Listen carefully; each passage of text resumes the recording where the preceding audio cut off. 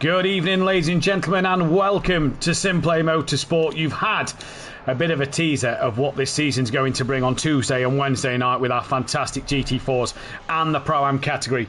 But my oh my, do we have something in store for you tonight. In the pros, the best of the best here at SimPlay are back out on the grid. And as you can see, 1.2 separate the top 19. It is scary close at the front and middle and back end of this field. It's been a long time coming since we've had a pro grid this tight, and it's anybody's game this season.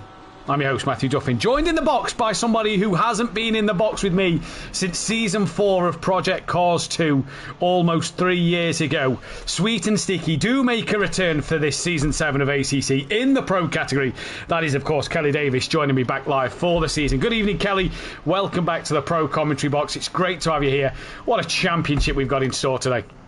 Absolutely, and it's great to be back, Matt. Hello, everyone, and it is great to be back. And could this be the best pro season that we've ever had? Well, because you and me are in the box, that's enough to make it the best. But look at this grid. I am so hyped for this season. I think it's going to be thrills and spills all the way up and down the grid. There is so many cars, so many drivers out there fighting for that one prize, to be and run what this man has done 10 times here at SimPlay Motorsport. Dan Davis, of course, back-to-back championships. He did it last season in the Lexus. He did it 2 seasons before that in the Lamborghini. He's now gone for that rear-engined car of his beloved Porsche, and he's trying to bring home the glory for Team Audio Sports and for himself in that rear-engined car. A big challenge for Dan this season, Kelly. We know that going back to the Project Cars 2 days, the Porsche was an almighty car. It isn't. It is far from that on this game. And Dan's got to bring it, hasn't he? He certainly has, yeah. He's got to step up his game, and would you argue that he's picked the wrong season to try and bring the Porsche to glory, because the competition is so tight and so fast that he may have picked the wrong season to bring this Porsche back. But if nothing else, it looks lovely in the Team Audio Sport colours. No bias. It does look lovely. It looks really nice, and it looks like it's going to be a brilliant... well, let's see what it will be. 3 tenths currently off the pole of the minute, but practice is practice. We don't know the fuel runs. He is partnered as well this season by an up-and-coming driver. He left BSP at the end of last season to come over to the SimPlay Racing sort of stable, if you will, running under the Team Audio Sport car of Ben Rook, a man that you actually, Kelly, brought into the channel. Yeah, absolutely. I did tease that there was a story that goes with Ben.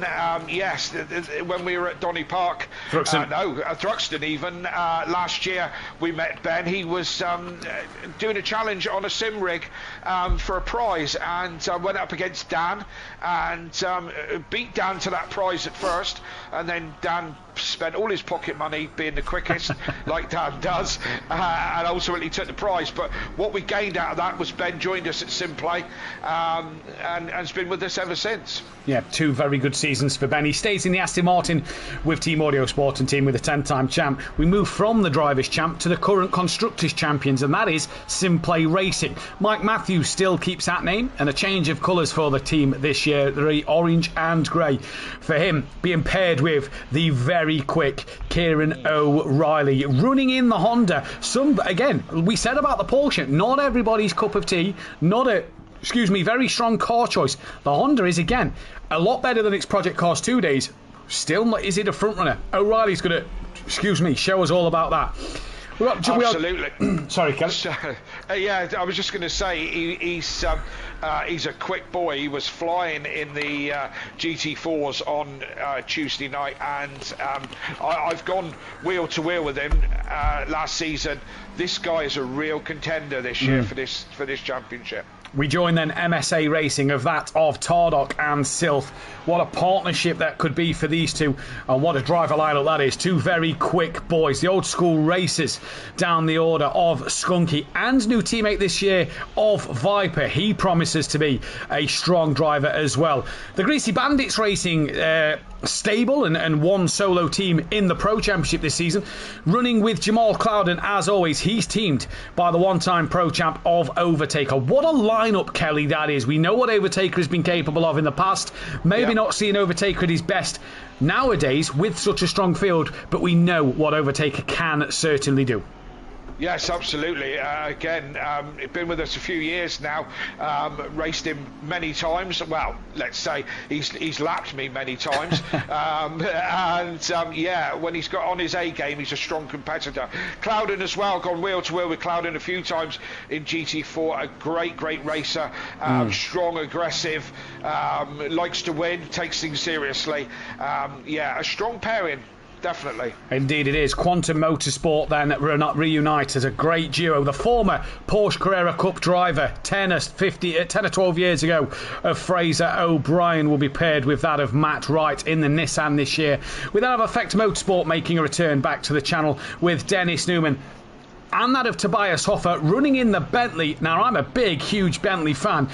Would it make it in the Pro category? I think you can get away with it, but Tobias Hoffer, huge ask for him this season. The Scuderia Tempesta team of Ethan Cole, Co and Sky Schundelmeyer make a return as well. As Team SPR, Darren Yeo, I was looking for his teammate, but there's still about 10 minutes left of qualifying that we've got to have, so he'll be running late. He stays with the fashionably late, the two-time champion, Gary Leach, for this season. Then we have numerous drivers. The Team FBR chaps as well. Sorry, Richard Beasley not here tonight. Team FBR of Michael Harris and Richard Beasley. We've then got some solo drivers of Patrick Leisure running down there. Unsworth is with us as well, as Joseph Bates makes a return in the Red Rum racing car, and I'm just looking for any others. We've got Ian McGowan back in as a reserve, and Hoopert in as well. But if you look at the top three, I mean, do I need to say anything? 5,000ths of a second separate the top three. Half a second separate the top 13. 1.2 separate the top 20. Is there any wonder? Is there any words, Kelly, for this? Yeah, amazing. If the early times are what the season is going to be like, it's going to be hectic. Remember, this is a GP track. This is the long version of Brands, not the short one, not the Indy track. It's the full GP, so it's a proper length track, and you've got a second between the top 20, you know. So with that in mind, how's that going to translate into racing? Well, I think there's going to be multiple winners this year. The slightest mistakes you're going to pay very dearly for, Matt. I don't think you're going to get a runaway driver. I really don't. I think we could be looking at a previous Formula 1 season, maybe touring car season, where you could go into the first 6 or 8 races and have 8 different winners, Kelly. It is that tight, it is that close.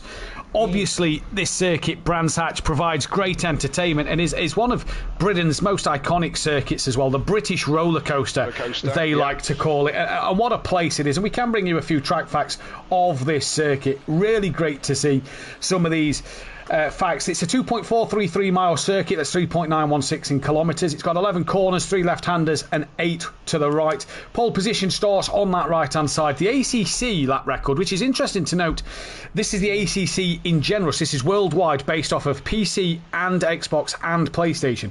It's a 1 minute 21.9. We're currently 9/10 off that pace. That was done as well in a BMW M4.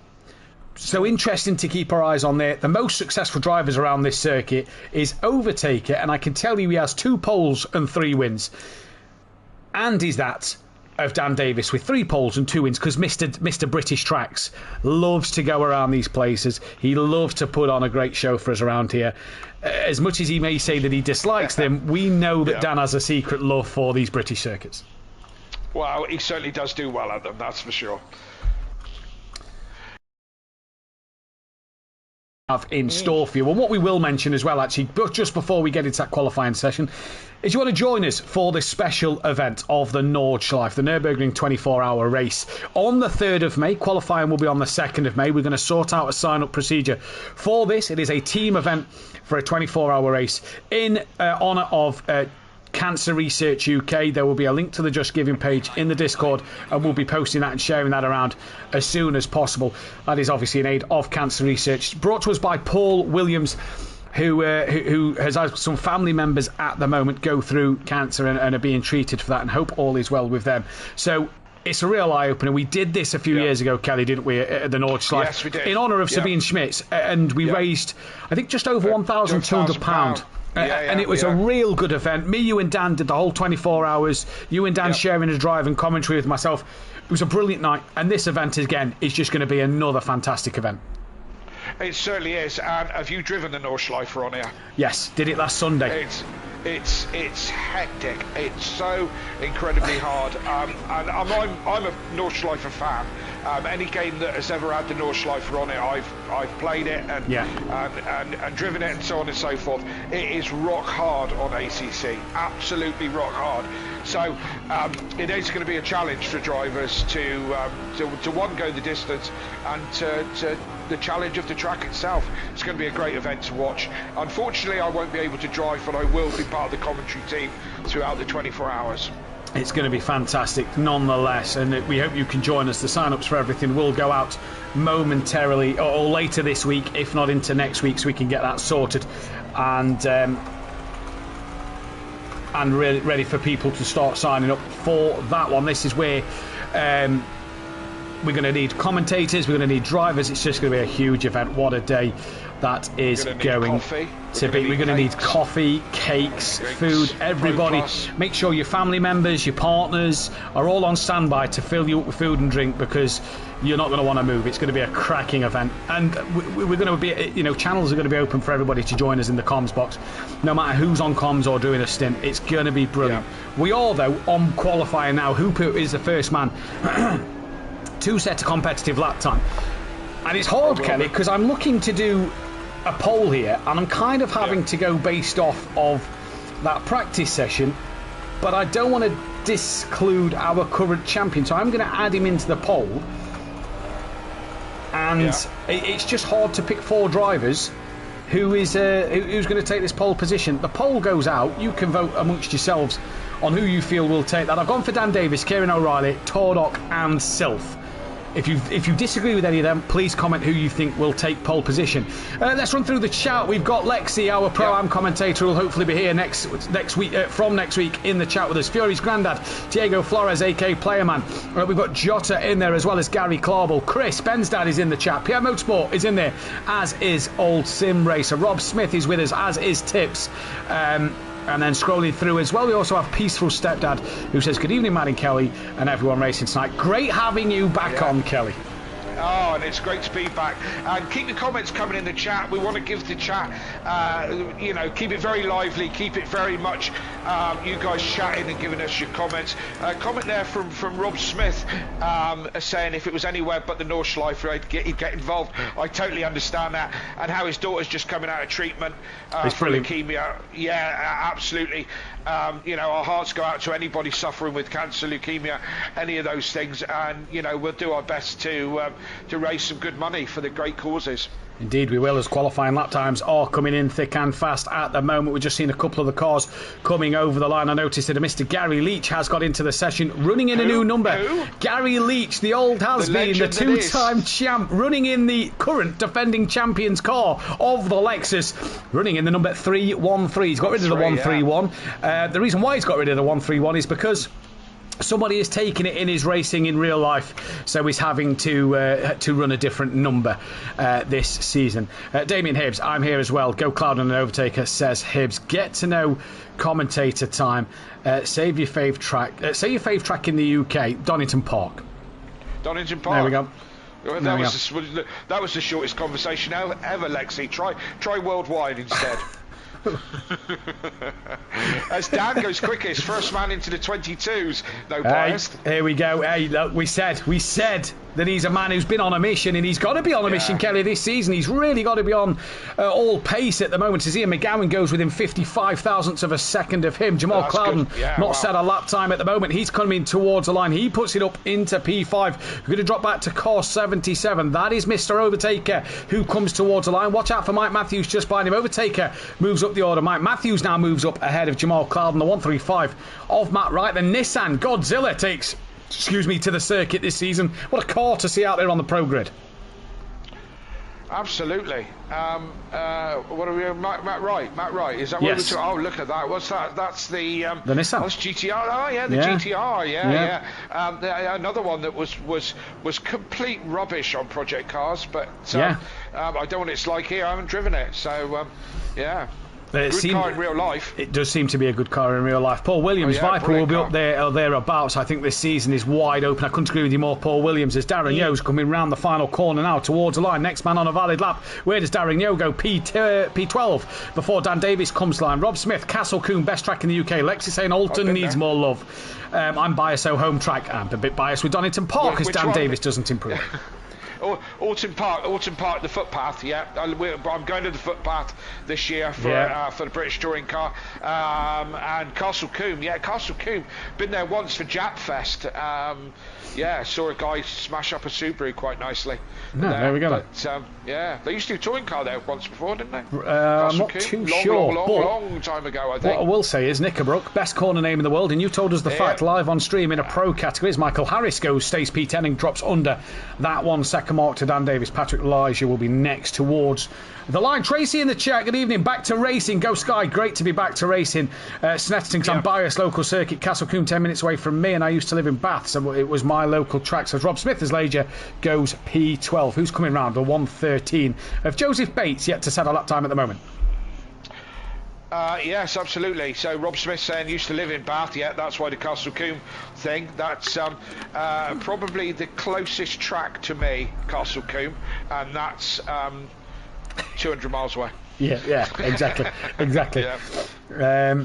Make SimPlay meetup at Alton Park. Hey, we always have a SimPlay meetup at Donington Park. That's always a given as Darren Yeo moves up into P12. There is a few of us going to Alton Park. I'll be there as well, hopefully this year, as we get towards Tordok. Currently just under 2/10 off the pole as Dan Davis comes round, start to fly and lap. It's Silth who's gone pole with a 22.8. Tordok goes now pole with a 22.5. Do we have any magic left in the tank this season? As car 14 of Ben.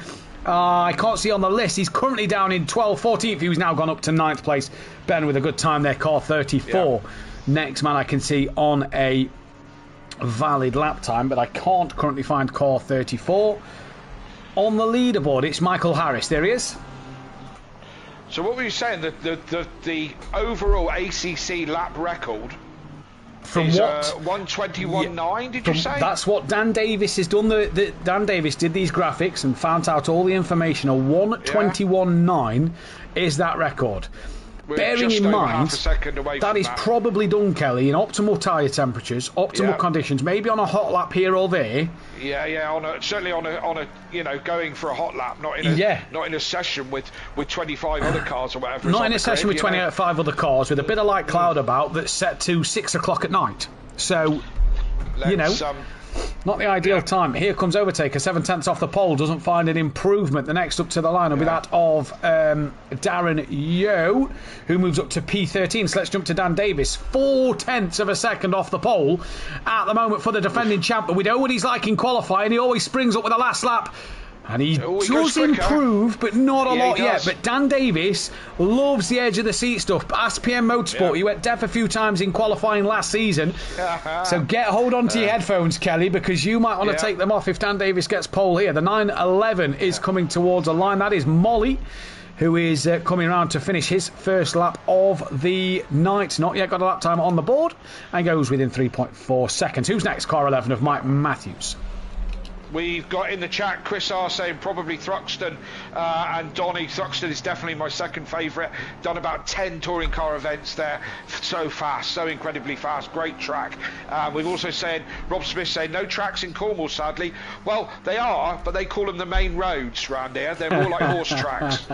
No tracks in Cornwall, but there is a Ginsters factory, and that's the most important thing for Cornwall. That's all you need to know as Bentley comes round the final corner. Tobias Hoffer, 1.4 off the pole. Does he improve any? No, finds no time there. I think it's in Launceston, isn't it? I don't know. I just googled it and know it's in Cornwall.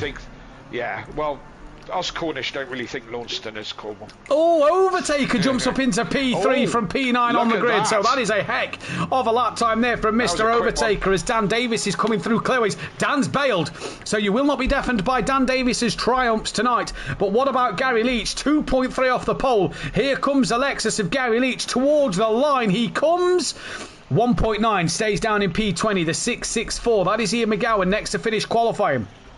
He's going to bail to the pit lane. So now we need to change back the camera angle and find out who car 34 is. That is Michael Harris. 8 tenths off of the pole at the moment. What will Michael Harris be able to pull out of his bag today?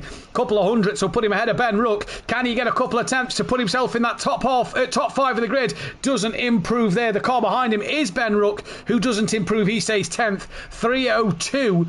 That then is Skunky, who is coming through clearways now. What will he do as he comes across the line? Half a second off the pole, just under. Goes up to P3 within a tenth and a half, so a good lap there from him. And next will be Viper. Yep, and where is Viper? Yeah, he's coming round the last corner. 6 tenths off the pace at the moment. Goes a little bit quicker, half a second.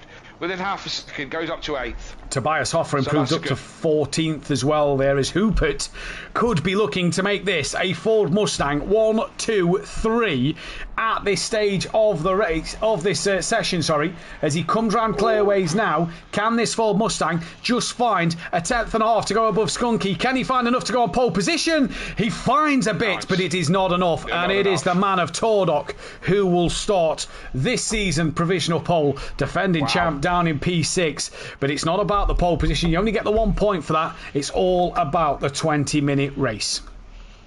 Absolutely. It is. That's absolutely right. Qualifying's one thing, but race is going to be something else. So don't go away. Rob Smith not agreeing with you against this statement, and quite right, Rob. It's not a real pasty. And Chris saying he's sometimes in Redruth. He'll pop in for a coffee. You're always welcome, Chris. Bring the biscuits as well. There we go. Bring the biscuits. Bring the pasties.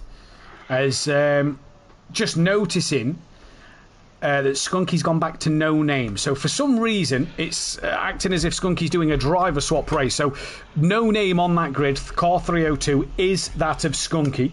So just remember that one for the remainder of the session. We don't know why. Mike thinks he knows why and has sorted it, and it will be rectified then going into next week.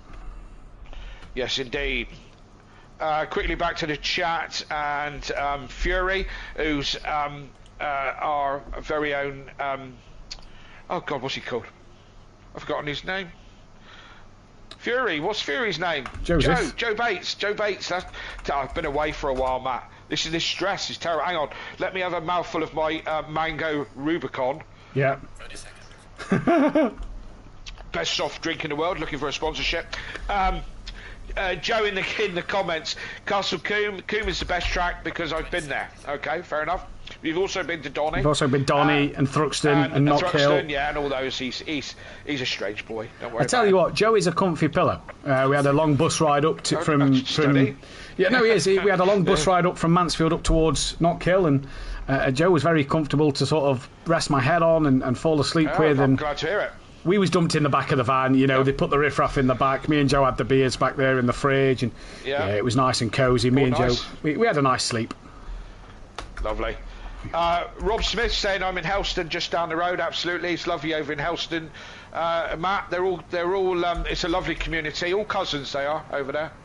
Yeah, I'm just currently trying to input all this qualifying sorry, data. Rob. I've just noticed O'Reilly is 24th. What happens to O'Reilly? Well, I didn't see him in qualifying, Kelly. So what happens? No, he wasn't. Tordock was. He was top of the times in practice. So I am just going. He topped the times a few times before Tordock. Let me have a look. No, he didn't settle that time in qualifying. Really? Yeah, according to this, he did not settle. Yes. Apologies. Him and Tibbs had a qualifying ban carried over from last season. Right, that is why him and Tibbs haven't set a qualifying time, and they're both down the order. So ignore me. Okay. Right. Yeah. There we go. That is why O'Reilly didn't qualify. 1 second, Matt. I have. I'll be back. 2 seconds. No problem. 17th place was Patrick Ledger then at this stage of the race. Don't forget it's a point for that pole position. So that point will go the way early on of that of Tordock. So he managed to take a early point as they come through this Brands Hatch GP circuit. Molly was down the order in 22nd place. Kuipers then not here for this season. He's already had to pull out. The time schedule doesn't work for him. So 18th place was Unsworth. There is no Richie Michelle, your current defending Pro-Am champion here at the moment tonight. Ian McGowan was up the order in P7. Good qualifying for him. There is no Diz tonight. There's no Nova and there's no Ellie tonight.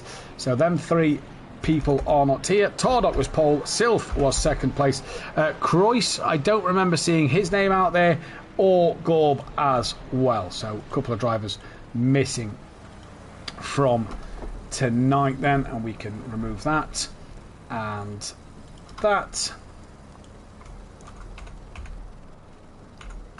as the drivers are coming round to start or to get ready to start this race. They line up double file. We've gone on the helicopter camera to bring us this action at the front of the grid. Beto's in Derbyshire. There we go, Beto. Good. If you go to Donington Park, I'll be able to see you there.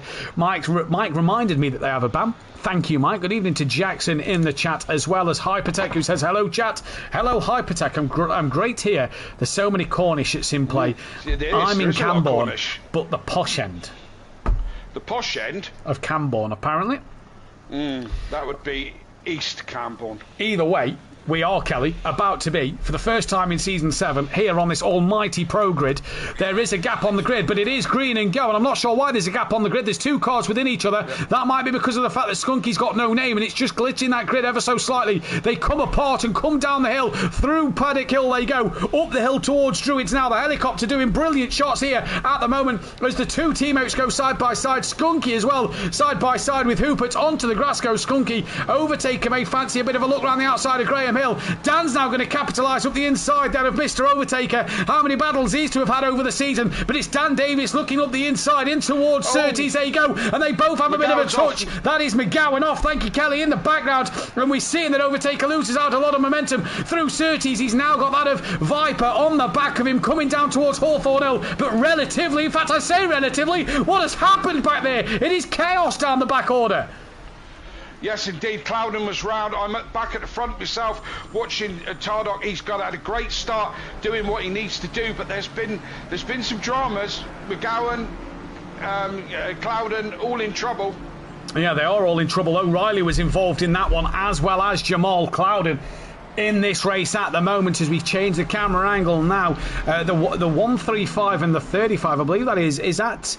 Sorry, it is a 35 of Darren. Yeah, we'll bring the pictures when we get them. Mike Matthews had a decent start. He's on the back of Viper already, both in the Ferraris. Ben Ruck kind of in no man's land at the minute, as Michael Harris has got that of Fraser O'Brien, who tucks underneath through Clearways. And here he comes, and down towards Paddock Hill Bend. Fraser O'Brien looking up the inside of Michael Harris, the runner-up last season in Pro. They nearly touched doors. Harris just drops a wheel into the gravel of Fraser O'Brien, nice and cleanly.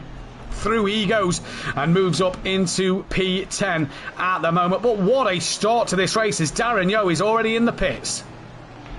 Absolutely, a cracking start. Not too many casualties, the odd one or two. Not bad considering the size of the grid. But they're all line astern still from first place back to... all the way back. I'm watching Mike Matthews at the moment, who's right up behind Viper and giving him a hard time. But everyone else still quite close.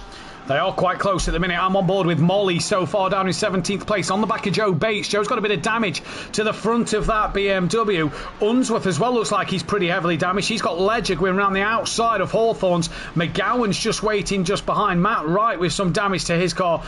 O'Reilly, I'm just trying to see that Honda. It doesn't look too bad. So was he just slow while all the carnage commenced in front? But Darren Yeo and Jamal Clouden both in the pits. Early casualties with the pit window yet to open. As Dan Davis, look at this, attacking the back now of Skunky in towards Clearways. There you go, Kelly. Oh, they touch. Yeah, Dan just touched back. Overtaker goes right round the outside of the pair of them while they're scrapping. I think Dan just clipped the back of Skunky, put him a little bit sideways, and Overtaker went right round the outside. Viper's in the pits. What has happened to... on that beautiful. Apologies, Kelly. What has happened to Viper? He's in the pit lane at the moment. Who knows? Just going on board with him. There's no damage on that car, so I'm not quite sure what the situation is there with Viper. But you're right. Dan Davis did just clip the back of Skunky. Overtaker, I think, did tap the back of Dan just after that.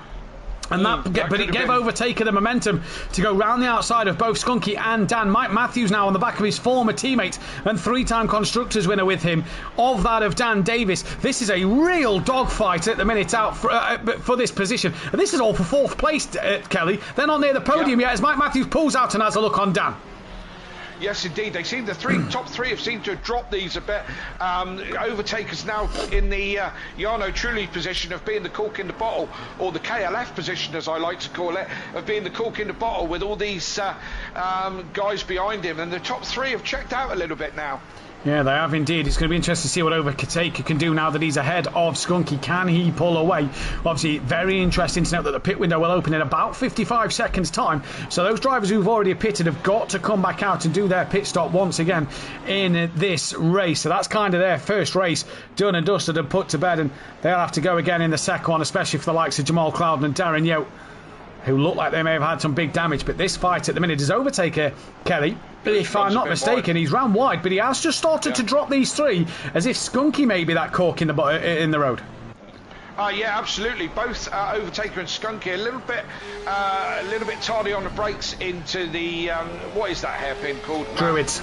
Druids. They were both a bit squirrely under the brakes into Druids.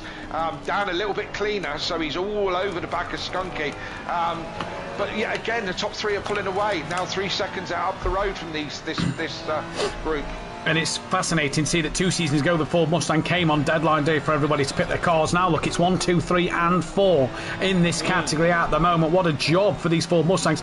Dan Davis though on the rear wing of Skunky here, not looking very comfortable in that Porsche just behind him. He's got Mike Matthews really hassling him, and it's gloves off now between these two former teammates for 3 seasons, former champions with each other. Mike Matthews will now be putting the pressure on Dan Davis, and Ben Rook just sat behind there in the Audio Sport car, Dan's new teammate, watching on. But if you ask me, Kelly, it's now Dan that's kind of become the Trulli train, as Skunky seems to pull away from him, and Mike's now having Ben catch. I'm just on board with Gary Leach at the moment, who's having extreme pressure from the gentleman behind him, who I don't know how to pronounce. There we go, that's the chap. As he goes right round the outside in the last corner on Gary Leach. It takes a brave man to do that on Gary, but he goes right round the outside there, side by side, as they go over the line and into the first corner. But Gary keeps the inside line and keeps the position. Yeah, great move from Gary as Mike Matthews, Tobias Hoffer, Joe Bates and Patrick Liger, Kieran O'Reilly also in the pits. As up the inside goes Sky Schundelmeyer, up the inside of Gary at Druids with damage on that Porsche. Gary's going to try and come back up the inside through the Graham Hill bend. They do so. This is great racing between the pair of them. Former teammates a few seasons ago as well. And Sky Schundelmeyer having a fantastic fight at the moment with Gary Leach. Former teammates, now rivals. And Gary Leach, has he come out on top? No, he's not, but that Lexus, we know how mighty it is in a straight line, and we know how much the Porsche lacks in a straight line. Down Hawthorns Hill they come, to Hawthorns Bend. Gary right around the outside, no brakes earlier, he's going to try and tuck underneath, and I think that Porsche has managed to now get the move done. Good job from Sky. Absolutely, it's brave to go side by side through that section, that's for certain sure. Both come out unscathed, although Gary goes a little bit wide now, but yeah, I think the Porsche has got the job done now.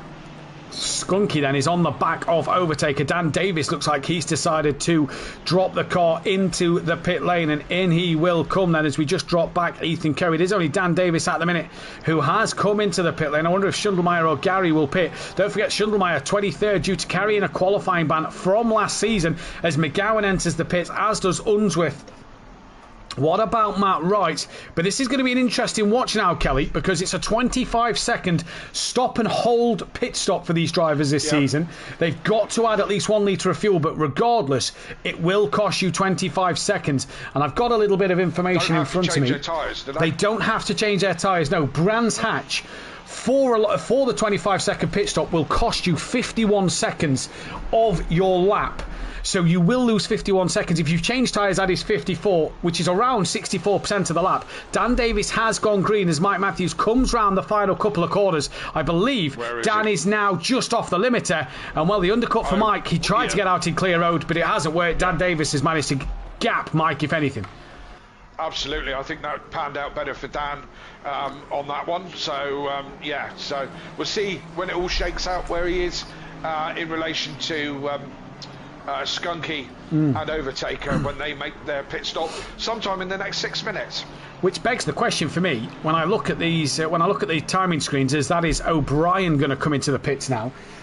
I want to see Mike's time to Dan. It's 3.3 seconds, so no, he probably didn't change tyres. Good evening to Aaron Myers in the chat and to Wolfgang as well in there. It's great to see you both. Let's look at this for a fight just ahead of Ben at the moment. That is Skunky putting a lap on car number 114. That is Unsworth, who has just came out of the pits.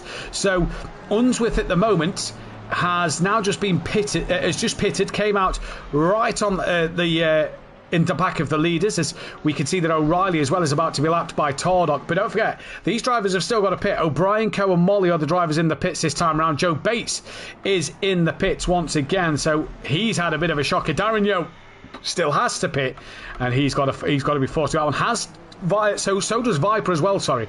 So it's going to be interesting to see, but at the minute, what a fight it has been out front. Silf and Hoopert now going hammer and tong in the two Ford Mustangs, running similar colours, so they must know each other out of this. But obviously, two-man team. Hoopert not able to be in the same team as Tardock and Silf, and so far so good. If you are that of the Ford Mustang and the NSA pairing of Tardock and Silf so far, that is a great start to what this championship will be. Yes, absolutely, and great to see indeed. Mike Matthews, Kelly, has been jumped by that of... In fact, I think Mike's had a problem because he's been passed by Viper and he's been passed by... jumped in the pits by Fraser O'Brien. So... Yeah, I was just... I'm on board with Fraser O'Brien, actually. And the timing screen was showing him in front of Dan, but he's not. Dan is the highest man who's pitted at the moment, be it some 24 seconds off the next guy. So I mean, he's not going to shake out in the lead, but he's the highest at the moment. We'll see. The other guys are going along with this. The top 10 still haven't pitted with 4 minutes to go. It's going to get busy in the pits in a minute. Well, Ben's just completed his stop. He's on pit exit now. Dan Davis should clear Ben Rook, and Ben actually comes out the pit lane now, and there goes Dan Davis past Ben Rook. So Dan, still that net leader of the pit runners. Fraser O'Brien's not a million miles behind Ben, so he's going to have a chance to catch on to the rear of Ben. Dropping down the order to McGowan, who is on the back there of Ethan Coe. This is 4th position within a 10th. Whoa, there goes Sky Schundelmeyer out the pit lane, and now Schundelmeyer into the thick of a fight with his teammate and that of McGowan and Patrick Lyger not far in the background. This is for 15th, 16th, 17th and 18th place. 4 of them, Hammer and Tong, and the 2 Scuderia Tempesta cars are in this fight as well. And great fights all around at the moment, Kelly, as Harris, Skunky and Overtaker all enter the pit lane. So it's going to be interesting now to see where Dan is in relation to them. Absolutely, and what a fantastic team name, Scuderia Tempesta. Brilliant. What a fantastic team name. Wish I thought that one. It was a bit longer than that, but we had to tell them to shorten it because it was too long and you wouldn't be able to read it on the broadcast. So they have had to shorten that. I can't remember what it was at the time, but what a fight this is between Ethan Coe and Sky Schundelmeyer, and then that of Ian McGowan at the moment with Lyger. And as well, 4 different manufacturers, McLaren, Porsche, Ferrari and Lamborghini. Overtaker's away. He's in front of Skunky as they pull out from the pits. And they're not off the limiter yet, though. They're not off the limiter yet. Taker is off the limiter. Skunky's now off the limiter. And Dan will feed in between the pair of them. He's got Skunky jumped, but he didn't manage to get Overtaker. Ben, though, is on the back of Skunky in the background as Dan. Was that a flash of the lights, or was that the flicker of the sun through the trees? I'm not quite sure. I know the Porsche's got a very good flash on this game as Viper comes into the pit lane, but Dan now on the back of what was once his fierce rival. Yes, indeed, these two have gone wheel to wheel so many times. They know how each other drive, so it shouldn't be a problem to them. But Dan doing well there. He's using the strategy to his advantage and making up places. He's now got to, as I said, got to get past his old rival. move forward. Yeah, he's jumped up one, hasn't he? He got rid of first of all, he got rid of the pressure of Mike in the pits, and then he jumped Skunky in the pit lane. So that's one done. And Dan looking for a way, left, right, and each way till Sunday, but cannot get it past that big Ford Mustang on what is a difficult track to overtake. And really around Brands Hatch. I was going to say that. Yeah. It's not about. Oh, Dan's made a mistake. A rare mistake from the 10-time champ into the gravel. I think he braked on the grass on the outside, coming up through Sterling's. Overtake is now all over the grass, and Dan Davis losing out towards behind Ben Rook, and he's now got the pressure of Harris and O'Brien. Not massively put him under pressure at the moment because they're having their own little squabble in the background, and that could let Dan off so far, but a rare mistake from Dan Davis.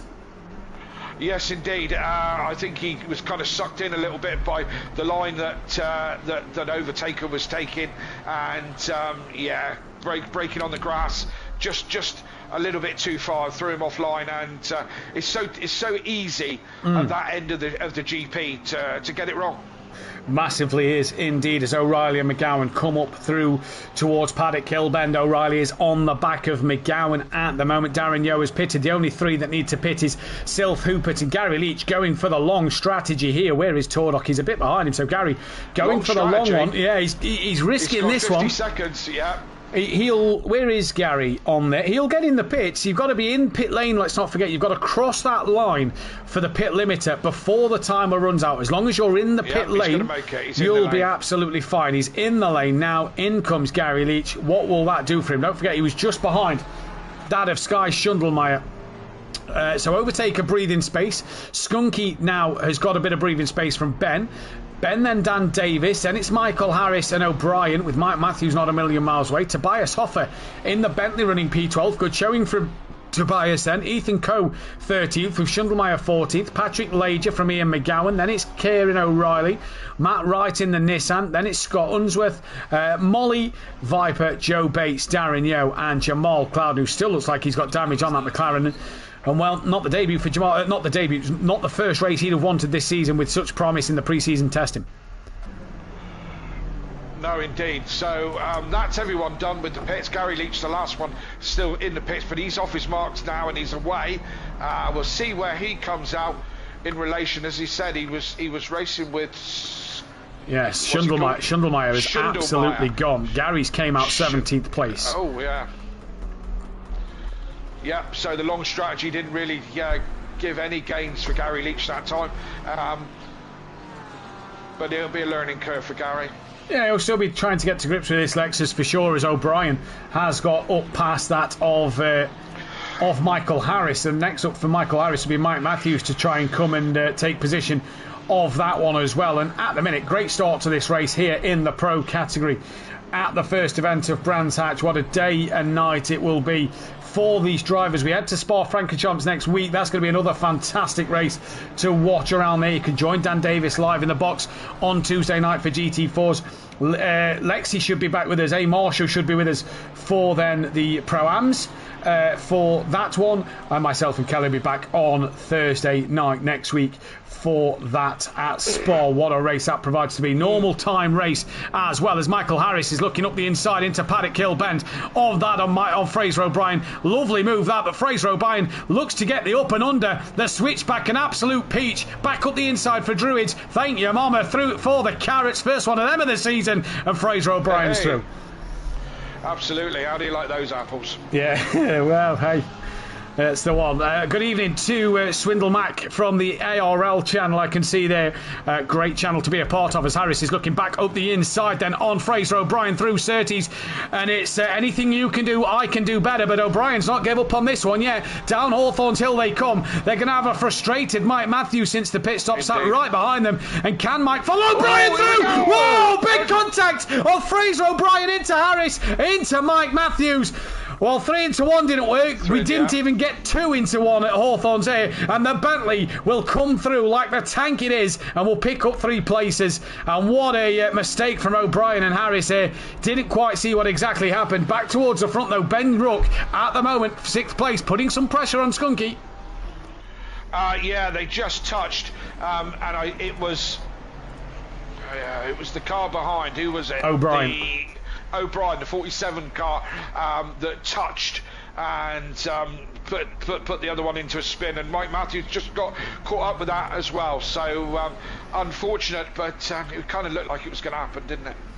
Yeah, it did kind of look like it was going to happen, so that's a shame for Mike Matthews to be caught up in that one. He did nothing wrong there, but that is the way the cookie crumbles at times, and that's racing at the end of the day. You've got to take it. You've got to take with what you get, isn't it? And at the minute for Mike, it's not been the great one. As Sylph here, I'm looking, has some damage on the front end of his Ford Mustang. That could have brought Hooper back into play.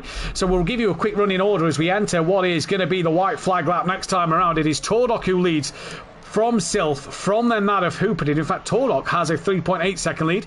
Overtaker running P4. It's Skunky fifth under pressure from Ben Rook. Dan Davis kind of sat in a lonely 7th place with Tobias Hoffer now running in P8. Mike Matthews is 9th from Michael Harris. And Mike didn't actually lose anything there. He gained 1 place because of that, even though he lost out to Tobias Hoffer.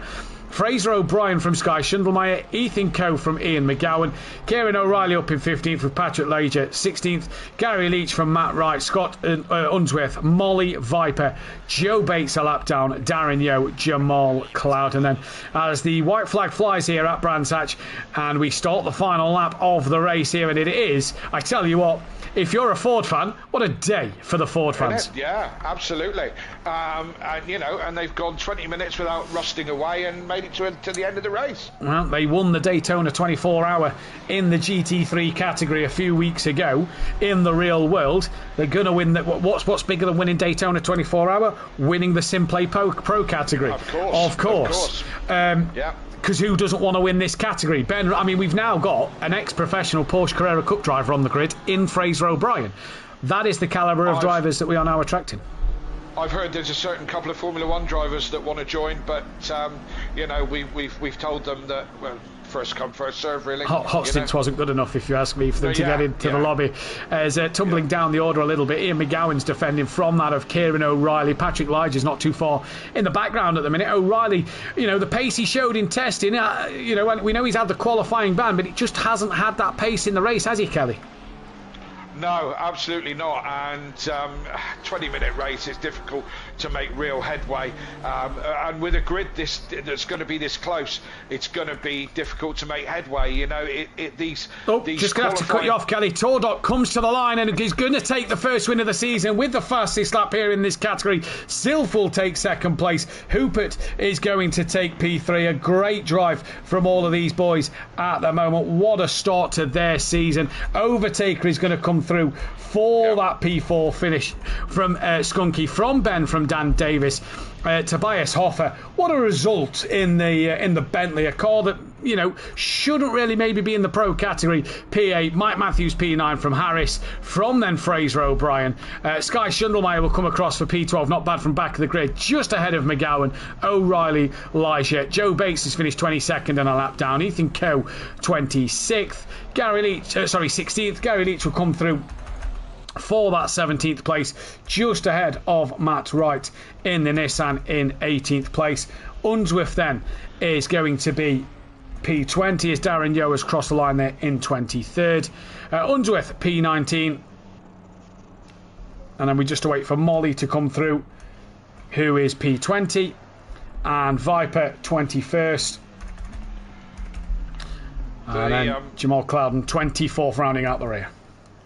The 3 MSA Racing, we'll call them the 3 MSA Racing Mustangs, rolling around on a victory parade with the 3 of them door to door. Reminds me of a touring car season when the Audis dominated. They've just come along and just dominated this race, 1, 2 and 3. Is this a taste of the things to come? Well, we'll see. It's certainly going to pan out into an interesting season, that's for sure. And if it's anything like the first race we've had, stay tuned. It's going to be an epic season. It is going to be an epic season, and if you want to catch more of the action, do not go anywhere. We'll be right back in a few moments' time.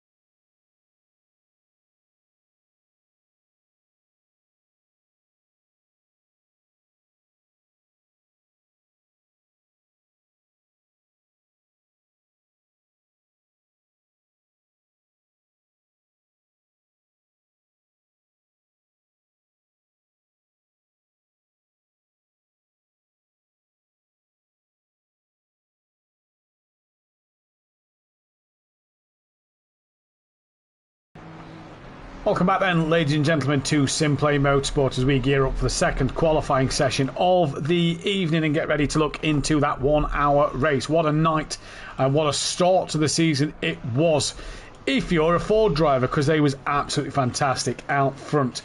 One thing we do want to mention is that was Ford's first ever pole position at SimPlay Motorsport in the 3 seasons it's been competing here. And Michael Harris made his 50th race appearance at SimPlay Motorsport. So a milestone for him. That is Viper, who's going to return to the pit lane, meaning that Dan Davis will be the car to kick off a lap here for us. And we can ride on board with the Porsche as he comes through a lap. Then the Manufacturers' Championship at the moment, after what has been 5 rounds of racing so far. McLaren lead by 13 points from Ferrari, BMW a P3 with Porsche in 4th, Mercedes a 5th from Ford in 6th. Then it is Aston Martin, Ginetta, Chevrolet, Alpine, Bentley, Nissan, Audi, Honda, Lamborghini and Lexus. In terms of the console battle as well, after 5 rounds, that is Xbox lead by 670 points over PlayStation. I'm taking it that stat is for the whole week, just for those who the manufacturers. So yeah, the manufacturers and the console tables, that is for GT4, Pro-Am and Pro together. Right. Yeah, just in case there's any confusion over that. Yeah, that is after the 5 rounds so far. McLaren, and it's Ferrari who are your defending manufacturers champions. We've had Bentley, we've had McLaren dominate for a couple of seasons. Ferrari won last year, so will we get a new one, or is it going to be McLaren and Ferrari at the top? BMW keeping them honest. I believe we have lost Joe Bates. His internet isn't holding up strong enough to race, so Joe is going to not race this one, and we'll hopefully see Joe back out there next time around for the race. Yes, let's hope he's back soon. But then, Kelly, we turn our attention now to what is going to be qualifying 2, and another chance for drivers to try and put themselves between them fours. But more importantly, we've got the hour race. The hour race proving to be a lot of a different strategy. Will you take the extra 5-second pit stop for the tyres? Will you not? You know, you're also not going to look as eager to get past somebody as what you maybe will. We saw the move with Dan and overtake where Dan made the mistake. In the hour race, Dan may not be making that move early on. No, and just as I was saying towards the end of the race, just before we got to the checkered flag, with a group of drivers that's this competitive and this close, mistakes are going to... You're gonna pay for mistakes. You really are, because you're just not going to be able to make up the deficit that you need. If you lose a couple of seconds with people who are within a couple of tenths of you, you're not going to make those seconds up. It's going to be vital that people don't make mistakes, and you know there'll be other people that will be praying for mistakes to bring them up the order a bit.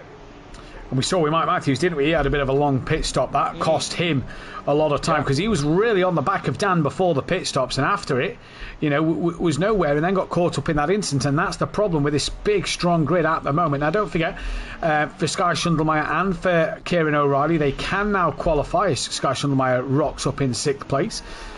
And this is going to be interesting now. The full grid can qualify. Unsworth's currently sat in the pit lane, maybe choosing to not qualify in this one. But we look forward then to the calendar next week in fact, actually, we can actually bring the calendar up for you guys while I'm thinking about it, so that you can see what we've got. This is what we've got coming up. We head to Spa-Francorchamps next week. What a tricky circuit that could be. Rain could be around for that one. We know what Spa's like for its weather. We've also got then the factor of El Rouge and Radion being turns 1 and 2. Yes, indeed, and I mean, Spa's one of my all-time favourite tracks. I think it's one of those brilliant, original, old-school tracks. Let's hear in your chat, what's your favourite all-time track worldwide? We talked about British ones. What's your worldwide favourite? Spa's one of mine. It's going to be great racing there. It always is. It always is. Before we head then to an early morning race at Indianapolis in 2 weeks' time. What a track and what a race that one is going to provide us with plenty of action.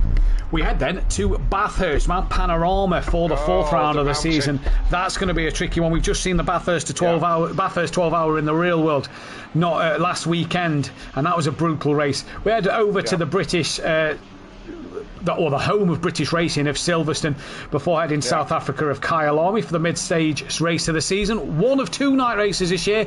Imola, week 7.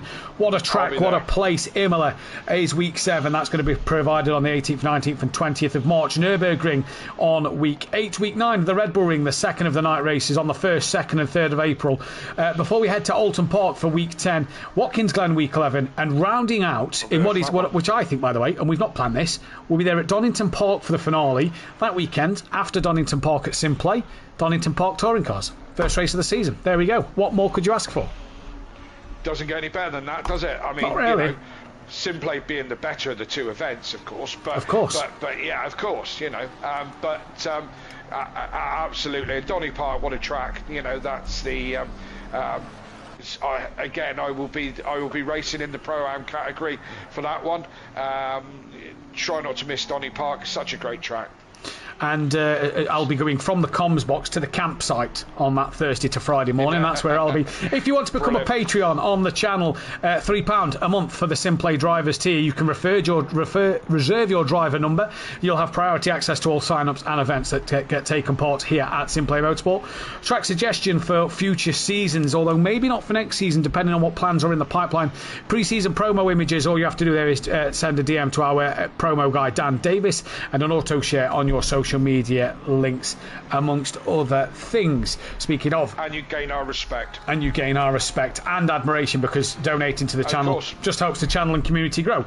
In answer to Kelly's question, Hungaroring Benedict Varga bias, Misano he's weird, Spa and Imola, these are my favourites. Kyle Army or Monaco, says Hypertech. Monaco.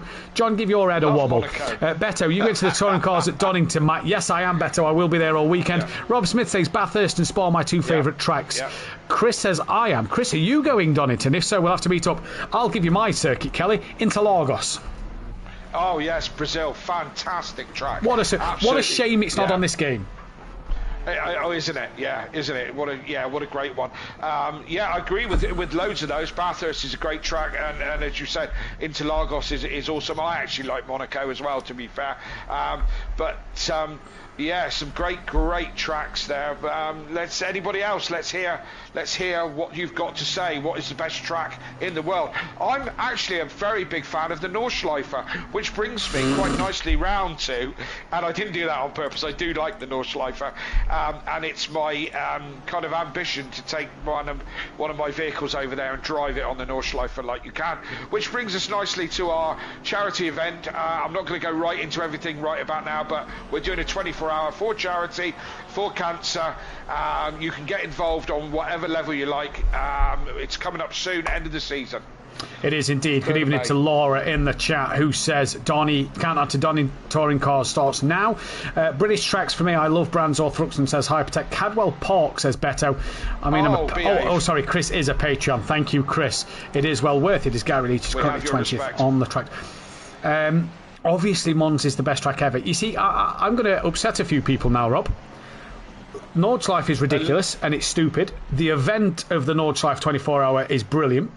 Le Mans is a boring track, not very nice, but the event is brilliant and spectacular. They are my opinions on them. Well, opinions are like, everyone's got one. And Le Mans, I like Le Mans. I think it's fun. I think you've got to have it's got to be racing a powerful car. GT4 would be boring. You need to have a 200 mile an hour car for Le Mans. But no, I quite like Le Mans. I'm a huge fan of the event. Thrown in there. Yeah, I've just seen that. Yeah. If you want a French circuit, that is the French circuit, Manicourt. What a track! You know what else I'm going to throw in there? Going off the French vibe, Circuit Gilles Villeneuve, Canada, Montreal. What a track! What a track! Yes. Best Formula One race ever. There, Jenson Button, in the McLaren when he pitted about 7 or 8 times. He was dead last halfway through the race to the win. Yeah, if you haven't seen it, well, you're not really a motorsport fan, are you? You need to get on and we've just also ruined the result without saying spoilers. So. Yeah, sorry about that. Apologies if you did want if you didn't want to know the result. But Jensen knows that, and he tends to tune in regularly. So good evening to Jensen Button. Hello, mate. How you doing? You want a couple of other shout-outs? Aaron Myers says Silverstone. You want another couple of shout-outs? I mean, there's nothing weird, Benedict, about Manicourt. For me, Fuji. I remember back to our Project Cars 2 days, and I was a Fuji fan. I enjoyed it. I kind of went quite well at Fuji on Project Cars, but was I a fan? No, not really. But I mean, yeah, you remember my Project Cars days. It was always the American and the weird tracks that always did, but I did well at. Speaking of American and weird, Chris, Laguna Seca. Spooky Laguna. Yeah, Spooky Laguna. I don't know about that. Again, each their own. I was going to throw in the old Hockenheim. Yeah. The original one. I enjoyed the new Hockenheim. You know, I think it's a nice circuit. It is one I'm going to chuck in the ring. Malaysia Sepang, beautiful track. Weather always played a part at Malaysia. And India, the old Indian Grand Prix. I didn't mind that one. Yes, that was that was quite a good track as well. So. Yeah, plenty of them out there. Do you know what I mean? And I mean, we've got on the calendar this year Watkins Glen. That's great another track. one that I particularly like. That, you know, plenty of undulation and a bit of a roller coaster of a track. My pick this year was Indianapolis. I'm a big lover of Indianapolis. I think Indy's the best American track we've got on this game. Oh, okay. Yeah, American tracks. Yeah, as I said before, I always did well in Project Cars with American tracks, but Laguna and what else do we have on Project? We did Indianapolis. Watkins Glen, Indianapolis, Daytona, Texas. Daytona, that was what I was thinking of. Yeah. The home, what used to be the home of SimPlay Motorsport, now, as we know, as Kieran O'Reilly, by the way, has just put it in second place at the moment. Now we know that Donington Park is now the home of SimPlay Motorsport, obviously the home of the SimPlay Straight. Yeah, of course. And it's where we are going to be every season, it seems to be now. I think it may be starting next season in what should be a fantastic calendar. Look at this grid, Kelly. 1 second covering the top 18, 1.1 the top 19. What a qualifying. Absolutely. And you're, even the top 6, look. The top 6 by quarter of a second. Yeah. This is tighter than Formula 1 at the moment. I mean, I'd happily agree with you. This is as tight as I think we're ever going to see a pro grid. This is so fantastic. Yeah, John, you've just said Fuji. I did tell you. You said Monaco. Monaco is a parade of expensive cars going round and seeing who can pass each other in the pits. That's what Monaco is. As is Singapore. I'm not a street track lover. Street tracks for me, nah. I'd rather race Nordschleife and Le Mans and Bathurst than a street circuit. I say, if you say street circuit, then Surfers Paradise or Long Beach. And you know how I love Long Beach. Yeah, I know how you love the back of Leach's car, both of them at Long Beach. Yeah, if you want to have a laugh, go back through the YouTube and find us Project Cars Long Beach a couple of years ago when I destroyed both of the Leach brothers by pressing the clutch into turn 1 and not the brake. Wow, Mike Matthews decides to make 8 drivers within 3.5 tenths of a second from the pole. This is scary close at the minute. The thing is, blink and someone can be at the top of the table, but also blink and they could be down by P19. You know, all it takes is a couple of good laps and we could be seeing Dan, who sat 4th, who's just crossed the line and didn't improve, go from 4th to 18th place at the click of a finger. Absolutely. And Mike up there in 8th, just over a quarter of a second off the pole. That's epic driving. But hey, first one live. Sun shines on a dog's arse some days. It does indeed. But the thing, sorry, I think the thing we've got to mention though, Kelly, as well. This week is all good and well, and I don't know if Dan said it last night or the night before. This week is all good and well doing the 2 qualifyings, being the pole man, getting the race win in the first race. Come Spa, it's reverse grid time. So you will be, the championship leader will be at the back of the grid for the first race of Spa. That's a whole different kettle of fish. It is with this grid and how tight they are. That's going to make for interesting racing. Hypertech saying Watkins all day. Well, I will see you on Pro-Am night, John, for that one. I don't disagree with him on Watkins. I think it's a beautiful circuit. Track. Oh, how close has O'Reilly got to Hoopert's time there within 200ths of a second? He couldn't get it done. Dan Davis is coming to the line now. He's been king of the final laps. Oh, no, that's buggered it. Yeah, that's buggered it. Danny's done. Now overtaker. a 10th to tie with Dan. Overtaker's done the exact same as Dan Davis here, just dropped a wheel onto the grass, down towards the line he comes, doesn't find any improvement. The 4.33 of Sylph. Where is Tordock? He's third, Sylph down in fifth, so Hoop at the man on pole at the moment. Yeah, anybody on a quick one? McGowan's gone round, he's bailed to the pit. Skunky's done. Viper's on track. Yeah, Sylph to the line. Oh, it goes P2. Oh my days, 0.08 of a second. Oh. P2 for Sylph. The 777 of Viper is the last man on the circuit, Kelly. Is he going to find half a second?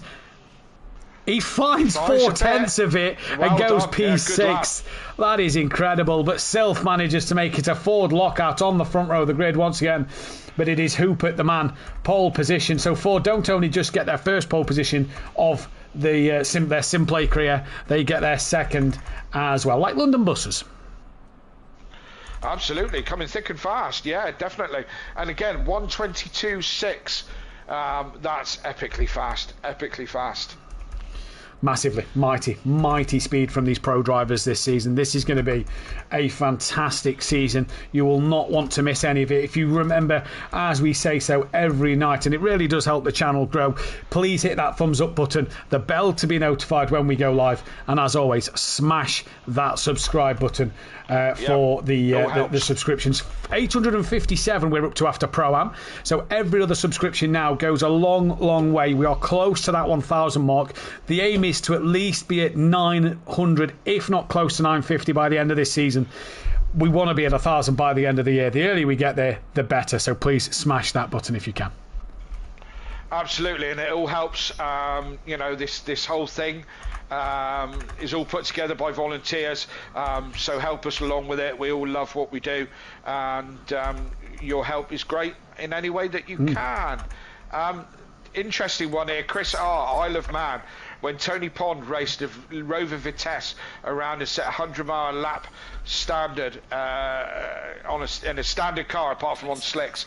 Another one that probably rotted out before it got to the end of it, to be fair. But yeah. See, I don't know. I don't know the Isle of Man too well because I'm not a huge bike fan. No speed limit there, is there?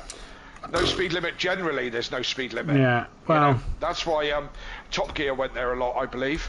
Ah, there we go then. There we go. I'm not a huge bike fan, so I can't say that I'm not. Yeah, so not one that I know too much of. But the TT is always worth watching because they're just disconnected. Do you know what I mean? They're just not. They're like rally car drivers. They're just not human.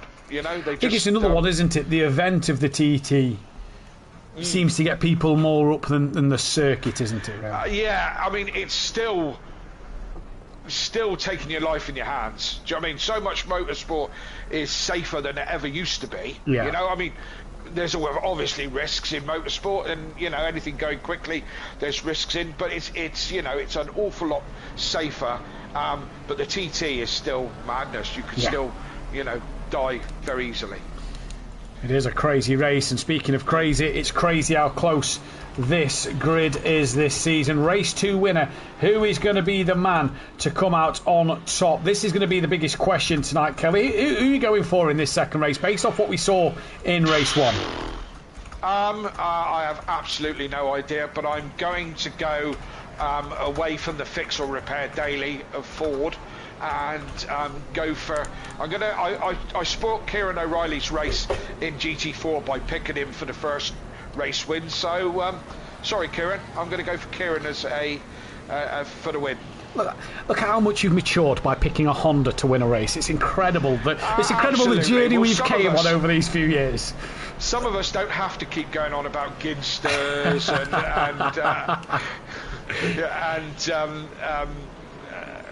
and Tom Ingram. I've not mentioned Tom Ingram once, and GT4, how you lost the championship to GT5. Dan GT5 and Dan hit me at Knock Hill, but we're not going to fucking, we're not. Excuse me, we're not going to go there, See, that's how bad you brought it out of me there, Kelly. Look, you brought it out of me there. That's how still bitter you are over it, isn't it? Oh my days! Apologies there for the language. He dropped his professionalism Dropped his professionalism there because it still gets under skin. You wouldn't think I'd do this for a job by doing that there, would you? No, you wouldn't. No. Either professionalism. way. Yep. Either way, right. If you don't agree with who the 4 are on that list, please comment down below who you think will win. Kaylee's going O'Reilly. I'm going to be boring. I'm going to go the way. I think Tordok might from 4th. You can't ever rule out the 10-time champ of Dan Davis, the 1-time champ of Overtaker. No, I was just going to say either one of those. I mean, you can't even write off Gary Leach because he's got the luck of the Irish as well. You know. Is it April Fool's? Yeah, it could be. Yeah. We're about to get ready to go for round 2 of the championship here at SimPlay Motorsport, sponsored by Design Manchester and Audio Sport, as we get ready to go then. At the start of this second race, it is green and go at the start. It is not the best of getaways from Hooper there, as Silthy's matched him to get away. O'Reilly got a bit of a good jump. Tordok looking to go around the outside of O'Reilly at turn 1. Will jump back top 5 for second and third. Dan gets a pretty good start. He's managed to kind of keep where he is. Overtaker's going up the inside of Skunky though, in towards Druids. They come for the first time. Mathews as well looking to get past Michael Harris here, and he has done indeed. So a good start from everybody up front. Looks pretty clean as well through the first couple of corners, all through Graham Hill Bend. Just going to drop down to the back of the pack. A little slow to get away is Darren Yeo, and Ben Rook is down the order a little bit. So maybe Ben's had a few dramas in this opening lap. And the 2 SPR teammates squeezing each other there. Gary and Daz just tapping doors, I do believe, there. And Gary gets through. But a good getaway from everybody. And it is Hooper who leads from Self and O'Reilly. Absolutely. From somehow I've managed to go on board on the camera view, which is really quite fascinating. I'm on board with Dan at the moment as Tordok goes very deep into the corner at the top of the GP circuit as they come round here for the first time. It is super close, but as you say, nice and clean to start. Yeah, clean start as we're on board with Dan at the moment. O'Reilly's just in front of this train at the moment so far, and Dan Davis at the minute just trying to stick with the back of Tordok, but it's an hour's race. It is very, very much the case of what you can do at the end of this race and not what you can do now, as Dan has got to try and hold on over Overtaker in this one at the moment. There could be a change for the leaders. Hooper was trying to defend there from Silf, with O'Reilly currently third. Then it is Tordok, Dan Davis, Overtaker, fastest lap of the race early on, and that's Michael Harris taking a trip to the grass. Had a bit of a snap through that of Paddock Hill Ben. That's going to allow Jamal Clouden, who had a dismal first race, up through into P9 already at the start. Patrick Liger is ahead just behind Fraser O'Brien. As then is Sky Schundelmeyer, Tobias Hoffer. There is Matt Wright, Molly from Leach, from Darren Yeo, Ben Rook, McGowan, Co, Unsworth, and Skunky down at the back of the pack. So not sure what happened to Skunky up there in qualifying, but dropped down. So maybe just wide at Paddock Hill turn 1. We didn't get to see what happened. Down Hawthorns Hill they come now though, and look at this. There is 3 sets of 2. I say 3 sets of 2. Behind Dan is Overtaker, Viper, and Mike Mathews once again, sticking to the back of this lead pack a little bit is Mike. He's got to have a better pit stop this time around though, Kelly, because that's what cost him in race 1. Absolutely. Yes, indeed. I'm on board, as I said, at the moment, on board with Kieran Riley. Just a watching brief over the top 2 are very, very close at the moment. Nose to tail, the 2 Fords. As we can see, lap 2.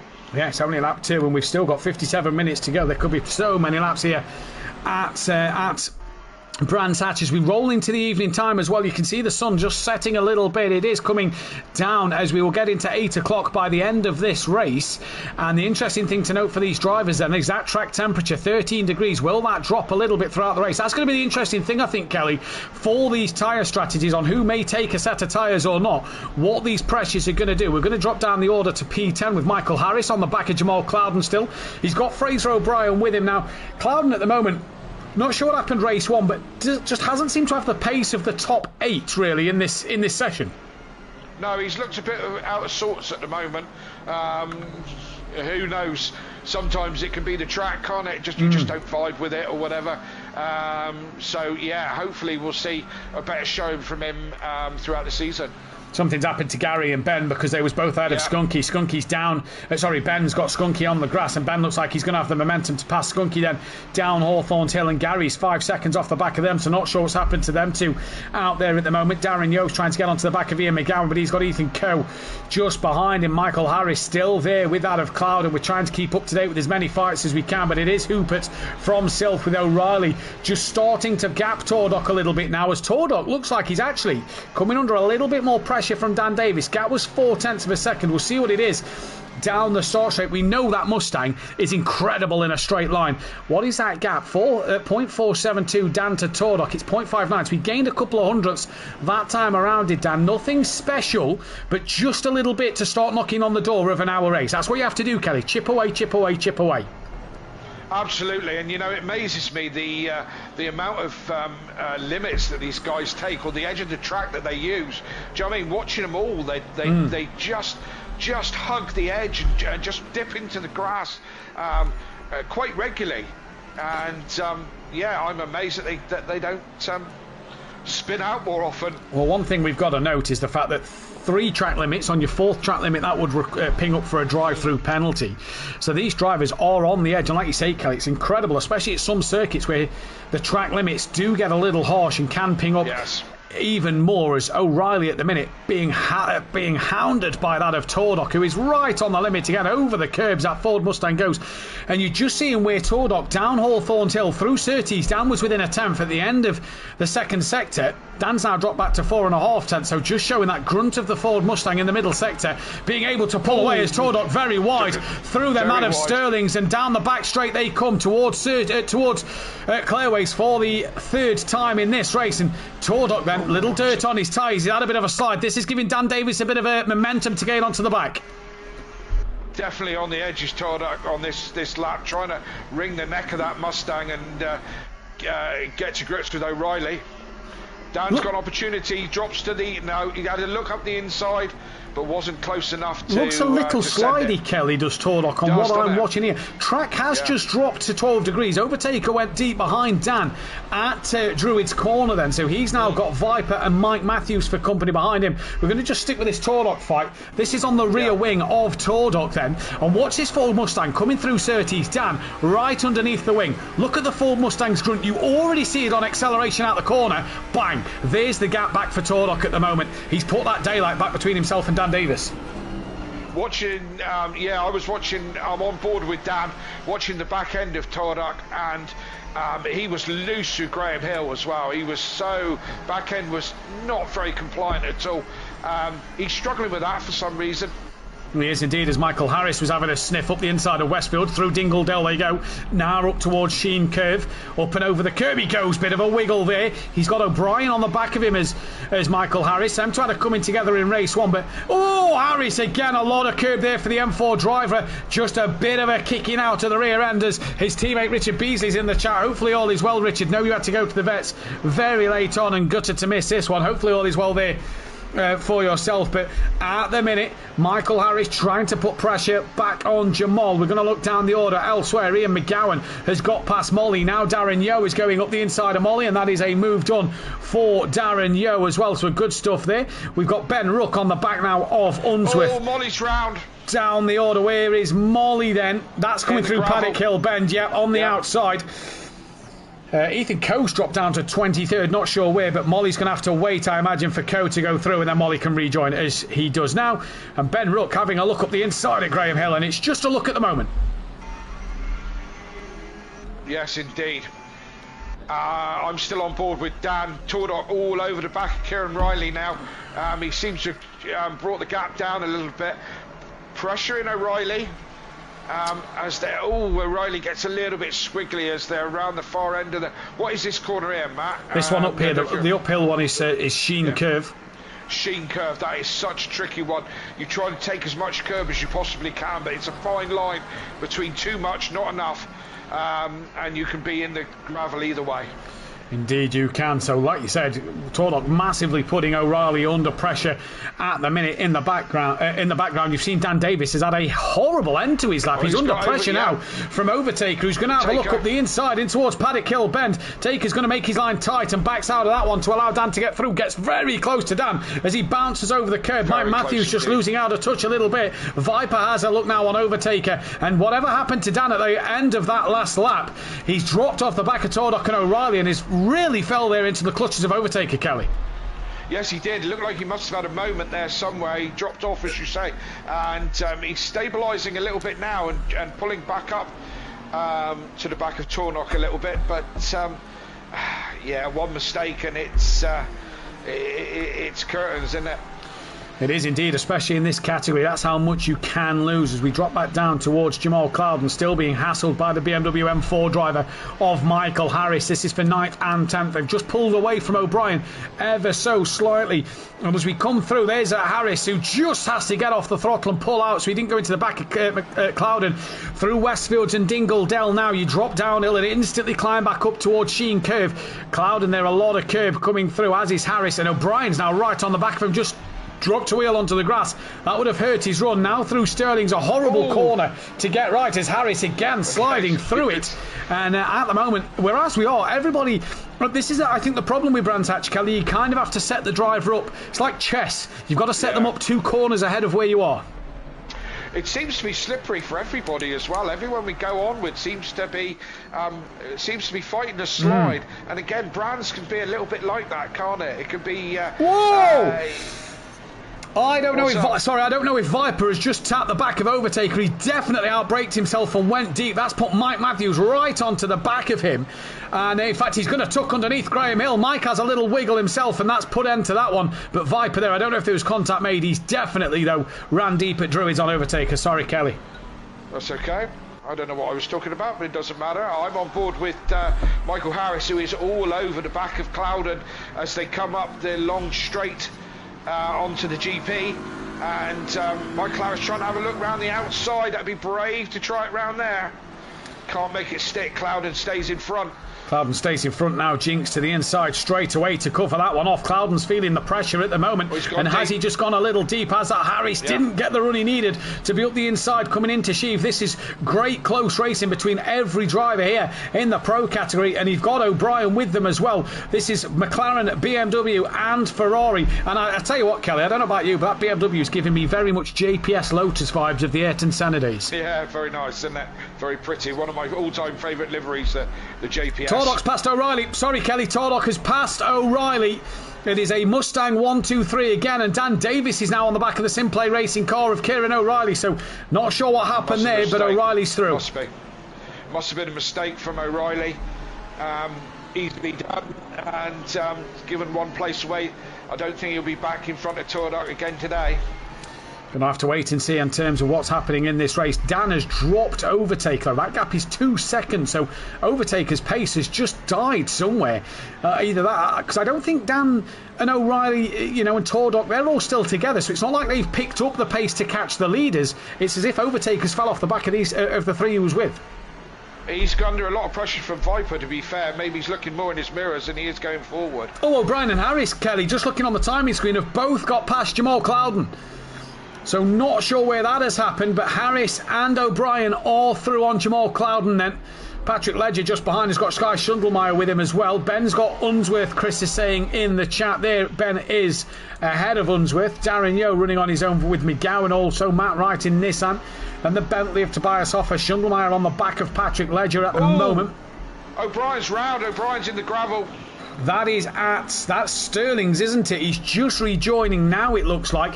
Gets back on now as Darren Yeo's about to come round to put a overtake on him. And Darren Yeo, I tell you what, they've both got on these Ferraris some damage to the rear. Darren Yeo's going to try and go to the outside of clearways.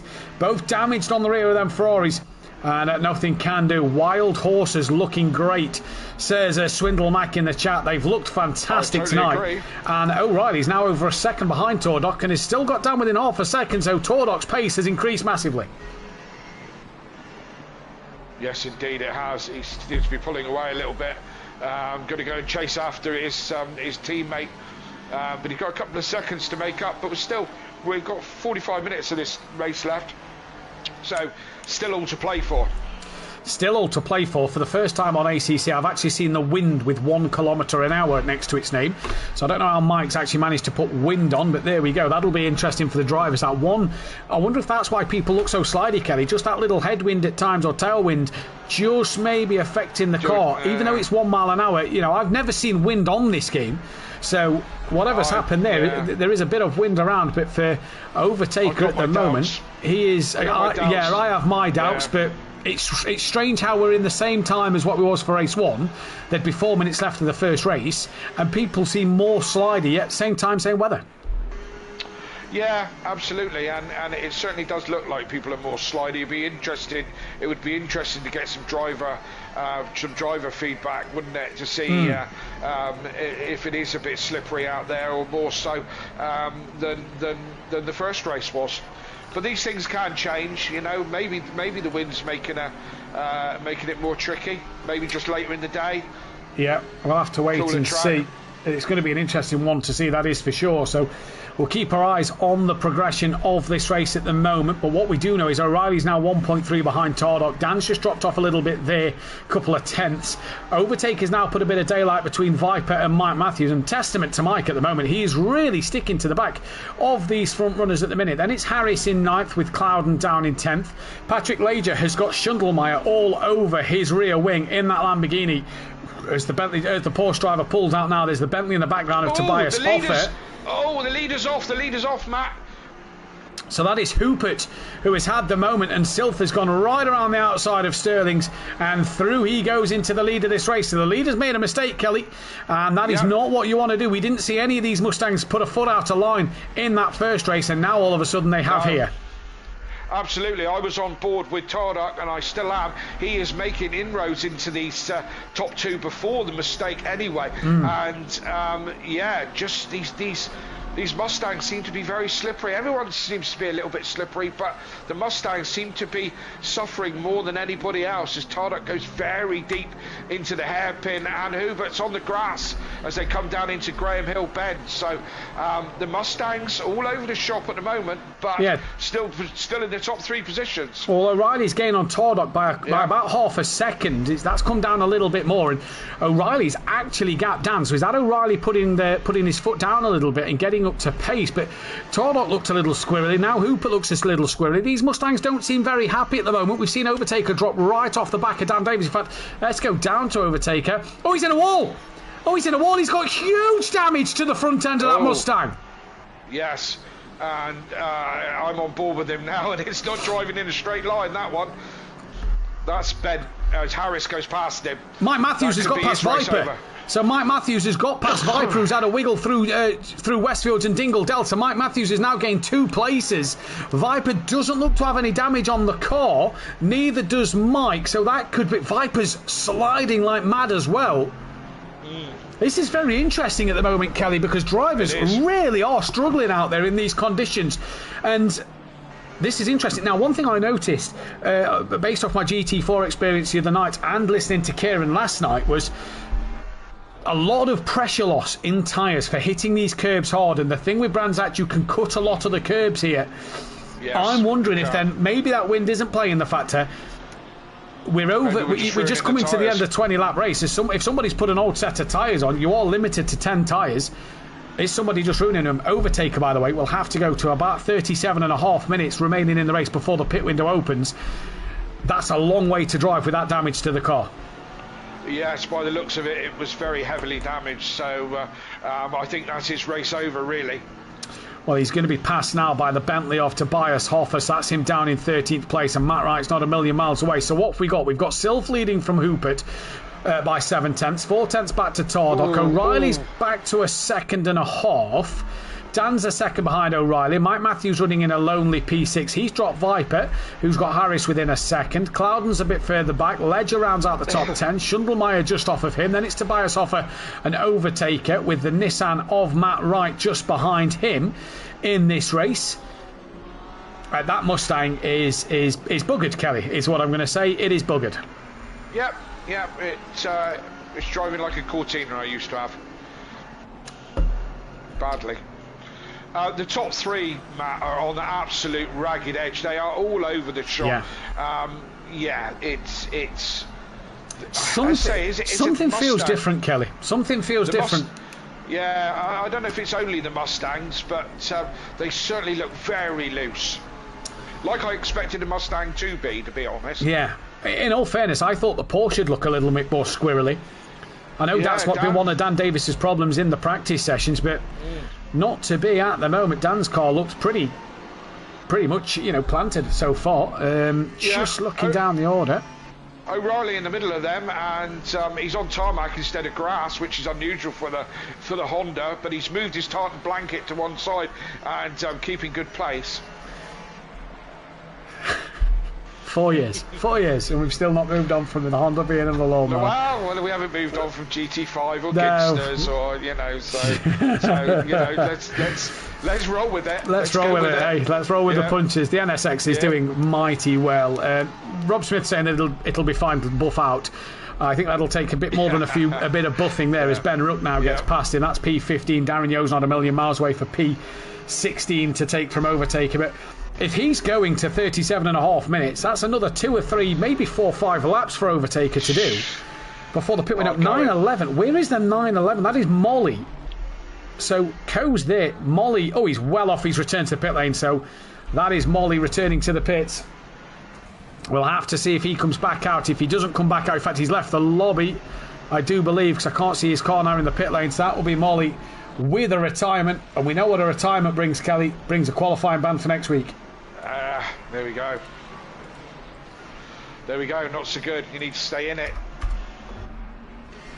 So then, the front three running as they are. In fact, Bartardok gaining on Hooper. The front pack, front top 10 is pretty boring at the moment. Ball that battle for 10th place of Sky Schundelmeyer and Patrick Lager then. But this is what comes with an hour's race, Kelly. You're going to get these groups spread out a little bit more. Swindlemack in the chat. So easy to get on the gas, too hard on the exit. She gets lively. Yep. Indeed she does. And Tracy's saying that Sky's moving up. He has moved up a little bit. He's still on the back of Patrick Ledger. He's been here a couple of laps in a row now as Sky. And Ledger making a little mistake. Sky pulls out, has a look, tucks back in.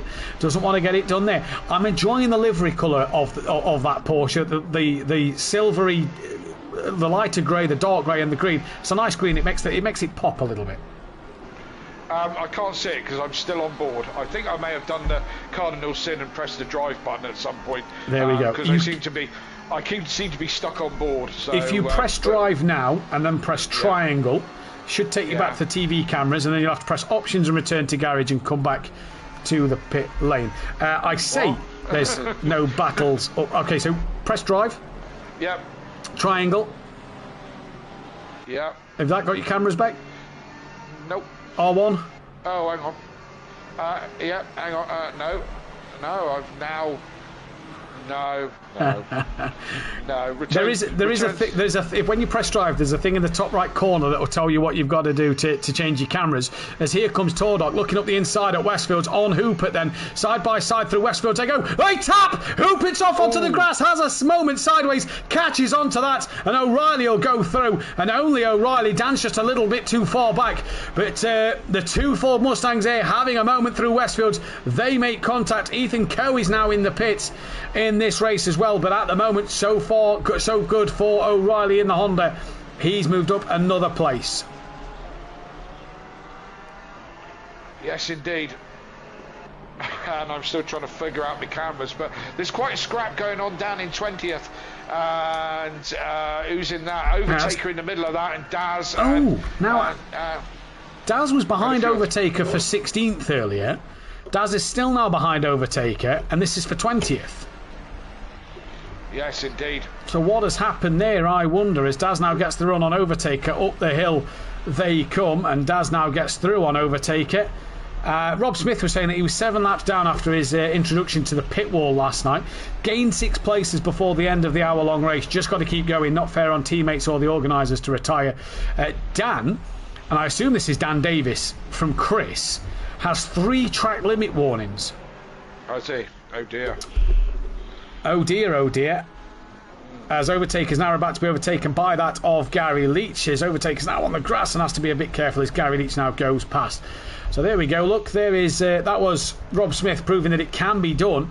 And O'Reilly now has lost a bit of time to Tordock and now has Hupert and Dan Davis for company back up the top order of the grid. This is now for a podium for Kieran O'Reilly that he's got to try and hang on to. Yes, indeed. Okay, so I've worked out the cameras and what I was doing wrong. So, yeah, with all that fun and games with Hubert, we've got O'Reilly and Hubert and Dan all close company again, haven't we? We have, but, Kelly, this is the big but. Dan Davis can't push, I don't feel, as hard as he would like to now. He's got to now be careful of that track warning. One more drive-through penalty, so he's got to be careful of that. Yeah, and he's going to be very conscious of that. And a drive-through, that's going to ruin his race. That's going to, you say it's going to ruin his race. It's not the end of the world. Brands Hatch, you only lose 19 seconds for a drive-through on the stats I've got in front of me. So 19 seconds isn't the end of the world. You say that, and compared to Spa, it isn't the end of the world, but 19 seconds. It's a quarter of your lap. Yeah, exactly. You know, so, I mean... Oh, we have just lost Kelly there. Not sure what has happened at the moment. Oh, you think he's back? He's back. Oh, yeah. I've noticed playing with my mic arm changes things. Fraser O'Brien, drive-through penalty. Ian Best has just told he's got 2 track cuts. Well, he's now got a drive-through penalty. So Fraser O'Brien, 19 seconds through the pits. He's going to have to go. And Dan Davis, you just see, look, he's dropped massively off the back of Hupert and O'Reilly. Just because maybe of that fear of the track cuts where he's possibly getting them in the middle sector. Pit window's open, so... Chris has just said drive-through for Dan. I don't know what you're seeing, Chris, because nothing's popped up on our end. But the pit window is open. Yeah, pit window is open. Anyone gone for early pits? Well... we'll expect probably... Oh, there's a yellow flag. Fraser O'Brien round. So man with a drive-through yellow flag. That is at Sterling's. He has gone round. Patrick Lager, the first man into the pits. Ethan Coe was already there. That could be another retirement for Ethan Coe. So Ledger's into the pit lane. O'Brien may have to come in for his drive-through and comes in now.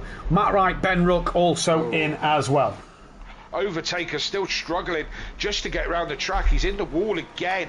I've got no doubt that he's going to come into the pits as he gets round because he's having an absolute nightmare. Well, I think his night is done, to be fair. Yeah, don't forget it's 25 seconds for the pit stop plus then damage. Yeah. That could easily be over. That could easly be over a minute's worth of damage here. Yeah, he's had a lot of an awful lot of damage now. So he comes into the pits as suspected. We've got a few in the pits now. Wright, Rook, Skunky, Gary Leach, all in the pits. Indeed they are, as the leaders come back through. Patrick Lager's just left the pit lane, so he doesn't go a lap down, thankfully for him. And you're just seeing, Kelly, we've just gone back to O'Reilly at the front of the pack, who's just within a second of Tordock. He's got Hupert just within a second of him behind, and Dan Davis now 1.2 behind. So Dan really now just losing touch with the front four because of that track limit warning. Yeah, maybe so. Comes out in front of his teammate though, as his teammate comes out of the pit. So yeah, top 5 still. Harris is in. Pit. Yep. Harris comes in. McGowan's on the back of Unsworth. This is coming down towards pit lane. This is for 12th and 13th place. Of Unsworth in 12th and Ian McGowan in P13. Both of them are going to stay out on the track. Darren Yeo P14 behind. Surprised if Darren doesn't come in. He looked like he had damage on the back of his Ferrari. This is 3 Ferraris in a row. O'Brien's done his drive-through penalties. He's out in 15th place. That's how far down it's taken him after his spin as well. Yeah. And McGowan at the moment still going to try and push onto the back of Unsworth so far, with Darren Yeo getting in the background. Unsworth a little deep on Exeter Druids, but nothing happening so far. Every time I come away from the O'Reilly-Tordock fight, O'Reilly gets a little closer. Yes, he's certainly coming back now, isn't he? He was a few laps ago, he was in no man's land and wasn't gaining at all. Now seems to, for whatever reason, found a bit more pace, got a bit more life in his tyres, whatever it is, seems to be coming back now at the Fords. He does indeed. Fraser O'Brien is into the pits. We're going to drop back down to that McGowan-Unsworth fight. They're side by side through Westfield. McGowan tucks back in and gets the up and under. That is an absolute move of perfection if he can get it done on Unsworth. And yes, he does. Ian McGowan, that is beautiful to see. Up and under he goes, and we have lost that then of Ethan Coe. So a double retirement in the first week. Well, that'll be 2 qualifying bans going into week 2 for Coe and for that of Molly. But what a move. Mike Matthews in from what was just behind Dan Davis of P6. So it's going to be interesting to see where Mike will come out in this pit stop. It was the pit stop, don't forget, for Mike that cost him earlier. Darren Yeo, yellow flag. So he's had a moment up through Sheen and into Sterling's as well. So he could do with probably pitting this lap. Dan's come back onto the back of Hooper. And yeah, he's really quite close company with him again now. I don't know if Dan's found a little bit of pace or Hooper's just struggling on in that Ford now, but yeah. Well, knowing Dan, he's going to be cautious. He's going to be wary of that track limit. He's got a great run through Sterling's here. Yes. Dan's now going to go to the outside line down towards Clearways for the 20th time. 20 laps in, and we're only halfway through this race. What a stint this has been as Hooper's going to pit. So Dan Davis released. Hooper bails to the pits, Dan released, as you said. It was going to be a tricky ass to go around the outside of the last corner. Anyway, it's not a great track for overtaking, it's really not. And especially with the pace these guys have got, or relative to each other, you need such an overlap in pace to pull off a move like that. Indeed you do, as Kieran O'Reilly once again was close. He's now dropped off the back of that of Tardock in front. It is Silf who leads by 4.4 seconds, remember, from Tardock, from O'Reilly, Dan Davis, from Jamal Clouden up to 5th, Sky Schundelmeyer, Hooper, Viper and Hoffer all in the pits. Let's go on board with Mike Matthews here as we enter the halfway stage of the race from race control. Mike Matthews coming in towards Sterling's now. He's got Fraser O'Brien behind him who's a lap down. He was ahead of Viper and all the guys who have pitted, of Unsworth, Hoffer, Viper and he wasn't ahead of Hooper. Hooper's only just now away. That P is now gone, so he's off of his pit limiter, and Viper starts to move away as Mike Matthews comes through to take back his usual spot. Is Mike, though, a little bit closer to Hooper, who's only just coming up towards Druids? I'm not too sure if he is, but possibly so. Maybe the undercut working for Mike Matthews. Yeah, again, I don't know if Hooper was struggling with his pace just before his pits, because Dan had close back up behind him. Don't know. Nip and tuck. Here we go. O'Reilly's in the pit, so he's pulled the trigger to come in. Dan has stayed out. Jamal Clouden's going to be an interesting one to see whether he comes in. No, he's going to stay out as well. What about Sky Schundelmeyer and McGowan? They're the only other two to pit. Overtaker, by the way, 3 laps down to the leader at the moment in this race. Sky Schundelmeyer has come in. What about this now of McGowan, the only driver left to pit, as well as the leaders in this race? And at the moment, the 135 is in a fight. I say he's in a fight. That's actually the lapped car of Overtaker, who's a lap down to that of Skunky and O'Brien. And O'Brien's been in for a drive-through and for his pit stop. So poor night for O'Brien. Even worse night for Overtaker. I say night, I mean more race too. And if you look at that start line now, Kelly, the sun is well and truly tucked behind the stands and buildings on the start straight. This now is going to get the track temp just coming down that little bit more, ever so slowly, and it's just going to get cooler and cooler and play with these tyres even more, as O'Reilly is away and out the pits and has jumped Hoopert even further than what it was before the round of pit stops.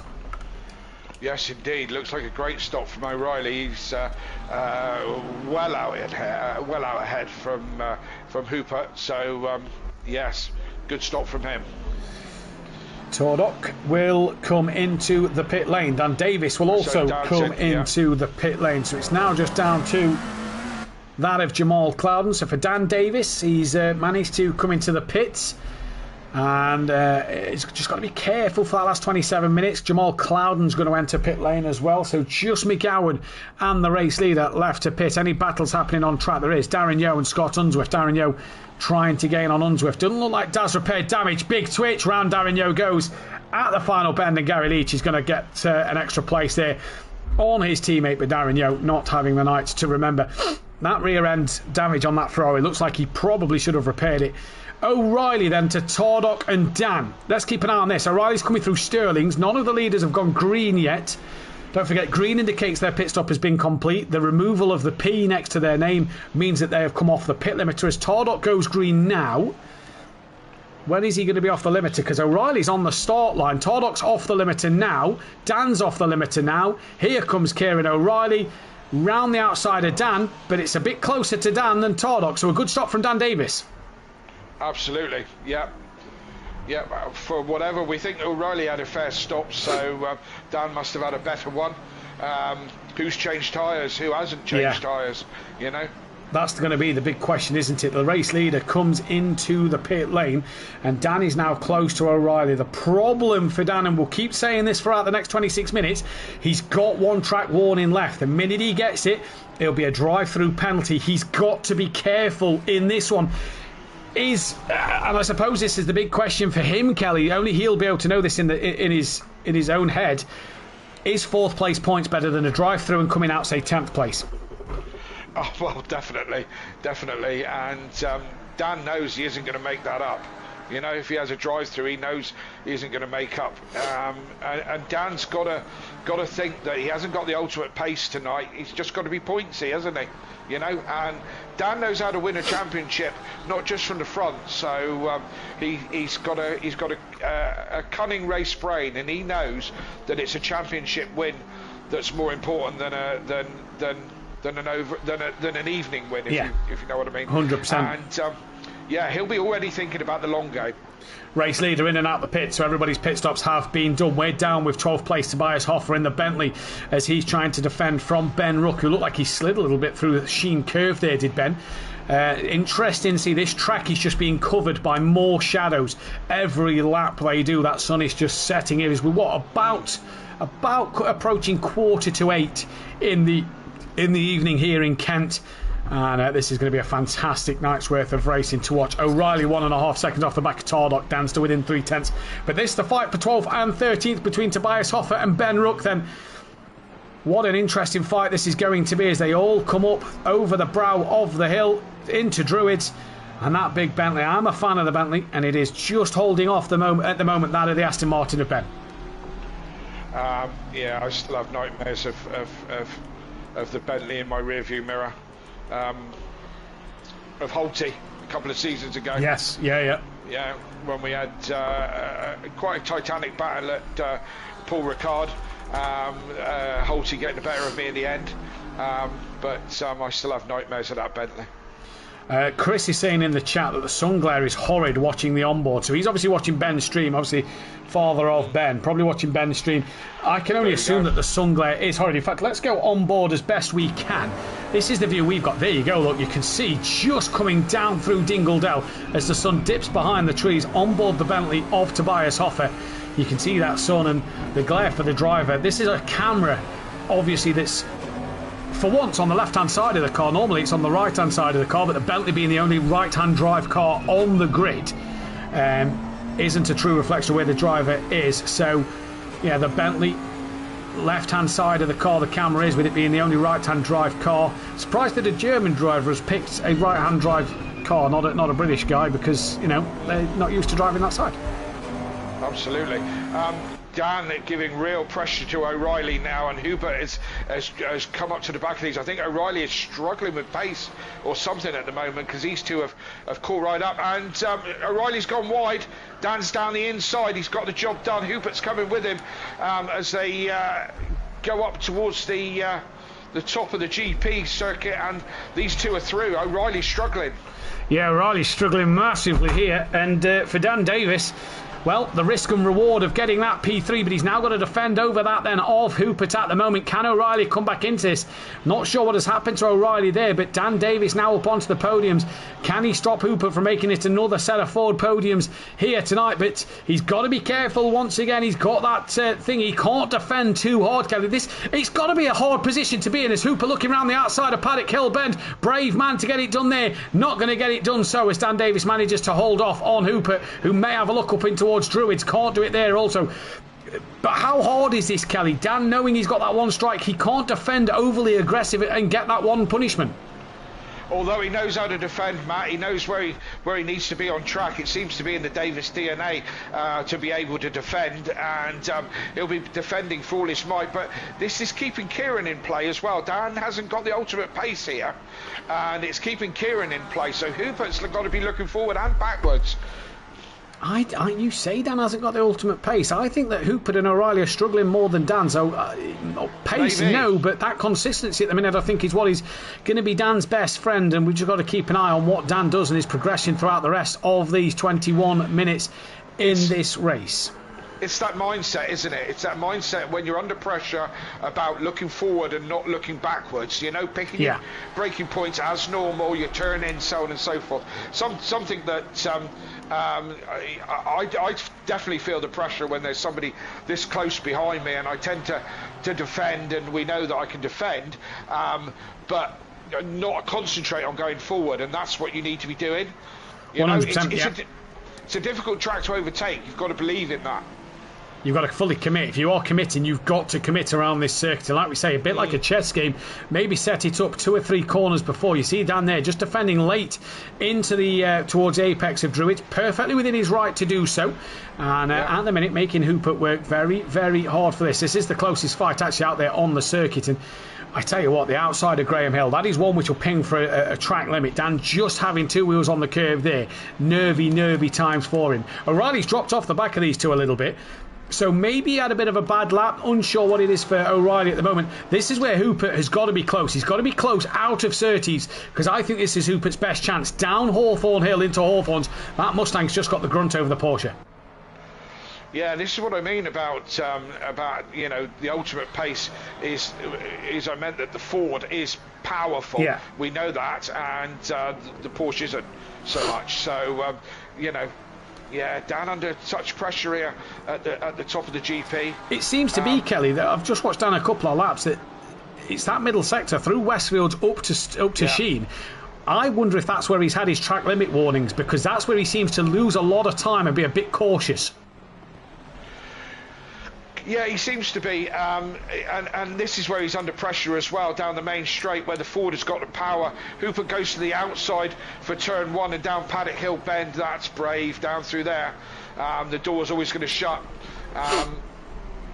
And into the hairpin, but he's not close enough to do anything about it when he gets there. So, yeah. He's got a Matt Neal, Jason Plato this almost as Hupert. He's got to sell the dummy on the outside to Dan and then stick it up the inside at the last minute at Paddock Hill if he's going to try it. The outside will not work. Dan will put you in the gravel, and not in a bad way, not in a negative way, just in a that is the way the line of the circuit is. You know, you are naturally going to go out to the outside of the circuit after Paddock Hill Bend. It's not aggressive from Dan, it's not naughty from Dan, and he's just racing. And Hupert here has got to be clever on that and think where to get past Dan Davis at the moment. But so far, so good if you are Dan. Just going to drop down to Tobias Hoffer and Ben Rook. They have got a little closer. Not too close, though, as Sky Schundelmeyer is actually now behind the pair of them. So Tobias Hoffer up in 11th. He has had a great start to this race in the Bentley. Very pleased to see the Bentley back. And it's great to see these older cars, like the Honda, like the Bentley, like the Nissan, making the... and being competitive in pro. Absolutely, yeah. It's good to see a variety of cars, although we seem to have a real abundance of Ferraris. But it's good to see a variation of cars, that's for sure. Indeed it is. Hupert not looking to the outside of Dan Davis this time, and that's possibly a better run towards Druids. He will have a little bit closer into Druids, but not close enough. He did defend early. I think he knew that Hupert did get the better run. Dan a bit of a twitch out the exit then on the traction coming through Druids there. Hupert very wide. That'll probably ping a track limit for him.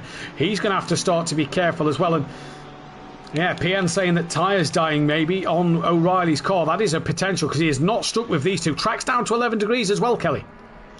Yes, it's dropped off a little bit, although the wind hasn't got any worse. But as you say, it's also getting darker as the sun goes down, more shadows on the track. trickier for the drivers when they get the sunstrike. And cooling down on the temperatures. Oh, that was very, very close from Hupert onto the back of the Dan there, and you just see Dan just defend in the middle of the road almost on the exit through Dingledell, up through Stirling, Sheen they come now in towards Stirling's, and Hupert is right on the back of Dan Davis, and if he's going to get it done anyway, possibly needs to be either up the inside here or up the inside at Paddock Hill, get the run through clearways, try and tuck underneath that Porsche through Paddock Hill bend. He can't do so at the moment, not quite close enough. And watch Dan will stay low here. He's come back to the middle of the track. Dan's not, he has actually came to the full outside, almost inviting Hupert, look, if you're going to pass me, you've got to send it, and Hupert not capable to do so now. Dan, will he defend as early? Didn't defend as early this time around, Kelly. He seems to be sort of almost inviting Hupert that, look, if you're going to pass me, you've got to lunge on me here, Bal, because I'm taking my normal line. Well, he's done it again! He's done it again! He's braked on the grass. That's twice in 2 races. He's had a wiggle on exit. O'Reilly's gone through that. He's Darren Yo's off at Graham Hill. And Dan Davis, twice in this race now, twice tonight, has braked on the grass and has lost his positions. And Dan Davis, that's going to be hard to catch back up. We'll jump back down to Ben Rook and Tobias Hoffer, who are in a scrap here with Patrick Ledger, who's now got past Guy Schundelmeyer. Yes, indeed. Unfortunate for Dan, just that little mistake and 2 places lost. Although O'Reilly's on the grass as well. O'Reilly's not comfortable. Dan could possibly make this one back, but I don't think he'll catch Hubert back again. Not this time. Not, well, I don't know, 15 minutes. Going to have to be some mistakes, I think. Patrick Ledger struggling in this race. He's just been passed rather easy from Sky Schundelmeyer, so he's obviously struggling in this race. I'm just wondering, Kelly, the track's down to 11 degrees now, cooler temperatures, all pressure starting to drop off, maybe drivers starting to get, if they didn't change tyres, I'm wondering if these running the curbs at slow punches maybe just starting to creep in. The little fact about ACC is the closer you run to 26.5 psi, the more likely of a puncher you'll get. The closer towards 27.5 psi, the less likely of a puncher you get. The best kind of performance for the tyres is sort of that 26.9, 27 mark, but you run that risk of, if the tyres do drop towards 26.5 psi, punches may be creeping in. I've never had a puncher, although I tend to be really good on the tyres, probably because I'm not pushing hard enough. Mark Matthews under pressure from Viper, P7 in this race. We'll possibly keep our eyes on Tobias Hoffer and Ben Rook, as well as Dan and O'Reilly, but Viper's putting pressure on Mike Matthews here then. Also Skunky close, or was close to back of Gary Leach. He's not anymore. The leaders are coming through. There we go. So Tardoc's just trying to get past Gary Leach at the moment. Dan's past O'Reilly. Dan's past O'Reilly. So I don't know where he's done it, but Dan has got ahead of Kieran O'Reilly. So O'Reilly's car has just died, hasn't it, in the back end of this race since the pit stop. I don't know if that's because the temperature has got cooler, but something is going wrong with these cars here tonight. They're definitely going off. I think the Honda hasn't stopped for a Big Mac recently, so I think it needs a Big Mac service. It's definitely the tyres, Kelly. Has to be the tyres, because these cars, because it's not just one. It's, you know, we've seen the Ford slide, we've seen the Honda slide. Dan's had a few problems. The Lamborghinis don't look very comfortable at the moment, so it can only be that the track's got cooler, Kelly, and these tyres are just not hanging in there. Well, is this going to be another element of this season? Are we going to struggle with tyres this season? I hope so, because it'll give us another element. Well, we've got the extra night race, and that's going to get cooler as the night goes on, so you never know what's going to happen here. Do you know what I mean? It's going to be absolutely crucial to see what will happen to the end of this race. Matt Wright in the Nissan's got McGowan on the back of him as they come down towards clearways. It's 13.5 minutes left in this race, and what a day it has been in the Pro Series. Ben Rook right back on the rear end of Tobias Hoffer in that big Bentley at the moment as they come through Druids. Hard to see past the Bentley, never mind overtake it. O'Reilly's lost a second to Dan, so Dan's now opened that gap back up. They've got Michael Harris. I'll tell you what, he's only 2.5 behind O'Reilly, 3.5 behind Dan, so he's coming here. He is. He's closing the gap, just quietly going about his business, but just dragging it down. That car does look pretty, doesn't it? With the gold, it does. The black and gold does look very nice indeed. So Viper catching back up onto the back of Mike Matthews as well. Could be an interesting scrap towards the end for those two.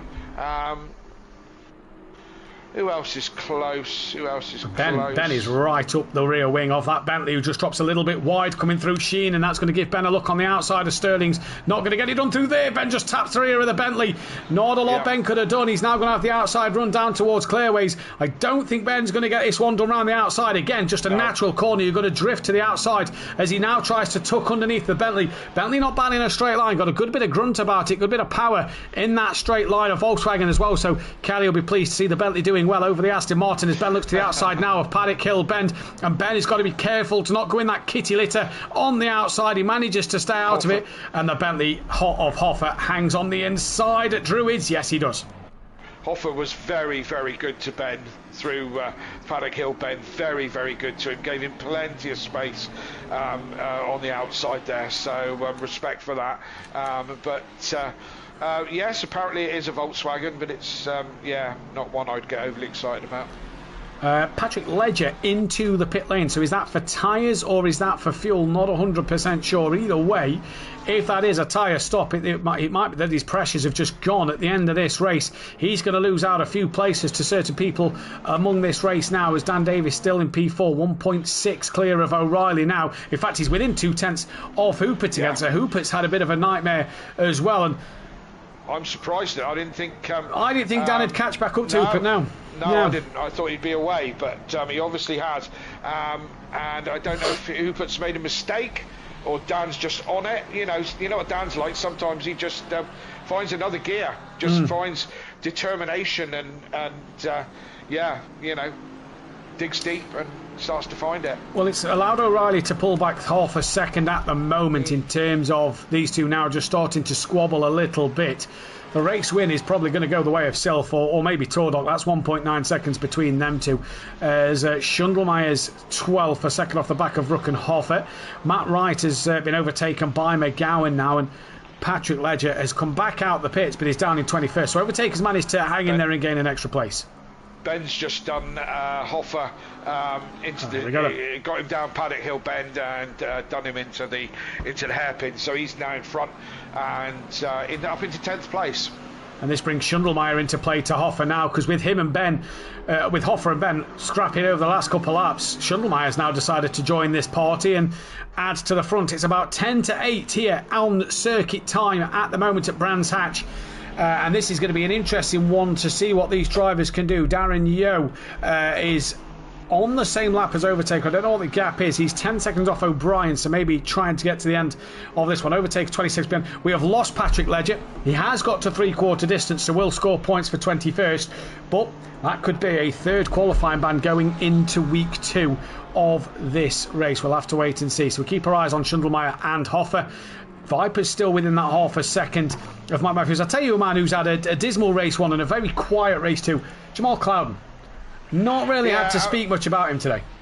Yeah, absolutely. I say hopefully we'll see more from him throughout the season. Just for me and all the people at home, Matt, refresh your memory on the blue flags rule for this season. Drivers have to get out the way. The lapped cars have to move out the way. They have 3 corners to do so, unless it is corners like Maggots, Beckett's, Chapel, the S's at Cota. It's obviously within 3 normal corners. Nothing ridiculous where they have to move out the way. Failure to do so will lead in a penalty to that lap driver. So we're running Formula 1 style rules as opposed to endurance type rules, which we have in the past. How's that going to fare at Bathurst as well? Is that because we know how tricky the mountain is up and down there? What's going to be the blue flag rule there? The ruling normally is no lapping down the mountain.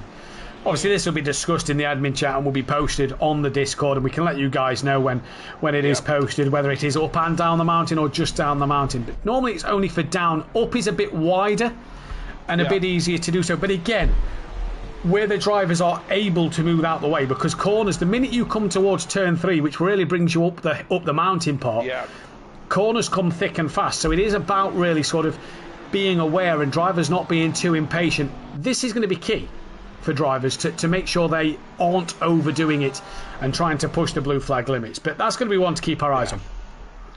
Absolutely. And that'll be an interesting race. Bathurst is still one of those that physically scares me. Yeah.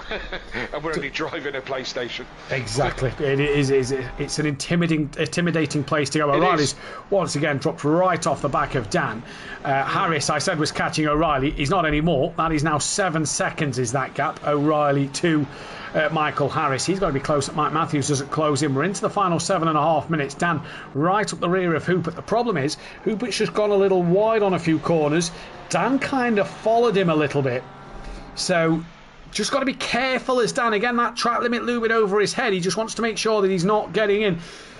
And we said it, didn't we, Kelly? At this stage of the race now, where you're not really going to make up any time, 4th place points are going to be a lot better than getting a drive through. And Dan is clever enough and wise enough that he may settle for them points. That is skunky that they are coming up to lap, who goes very wide at Druid's hairpin and lets them both through.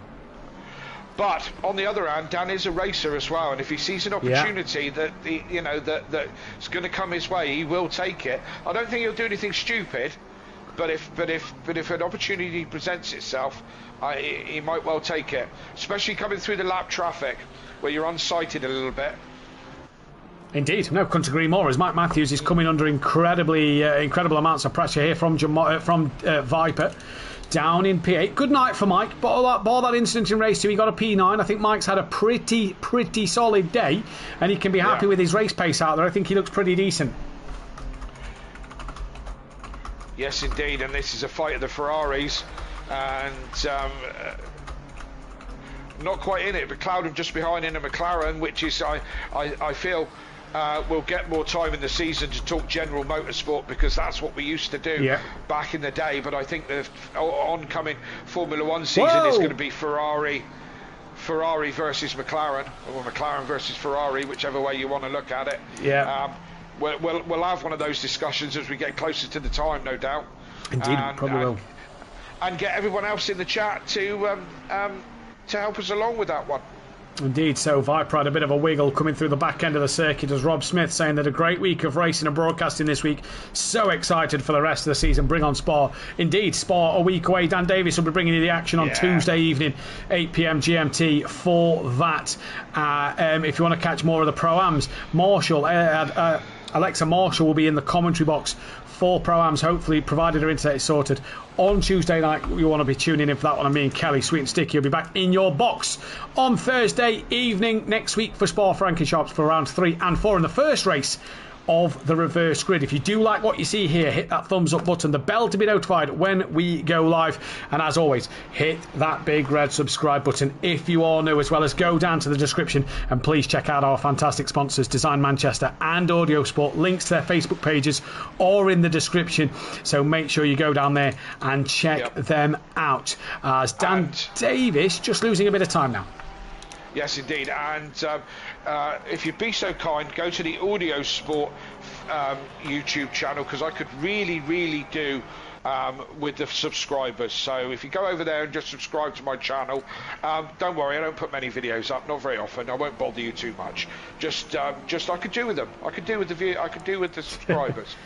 If you also want to be, wrong with that. If you also want to be a member of the Patreon, don't forget £3 a month is all it is. You'll get certain pledges in there as well. Dan's 1.5 behind now. I think Dan's given up on that and he's going to settle for that P4. So we turn our attention back to Viper and Mike Matthews within half a second as Viper has a look at Mike. Mike defending very solid at the moment. Viper's gone very deep at Druid's corner, and that's going to not put to bed that fight, but it's going to give Mike a bit of breathing space for a little longer.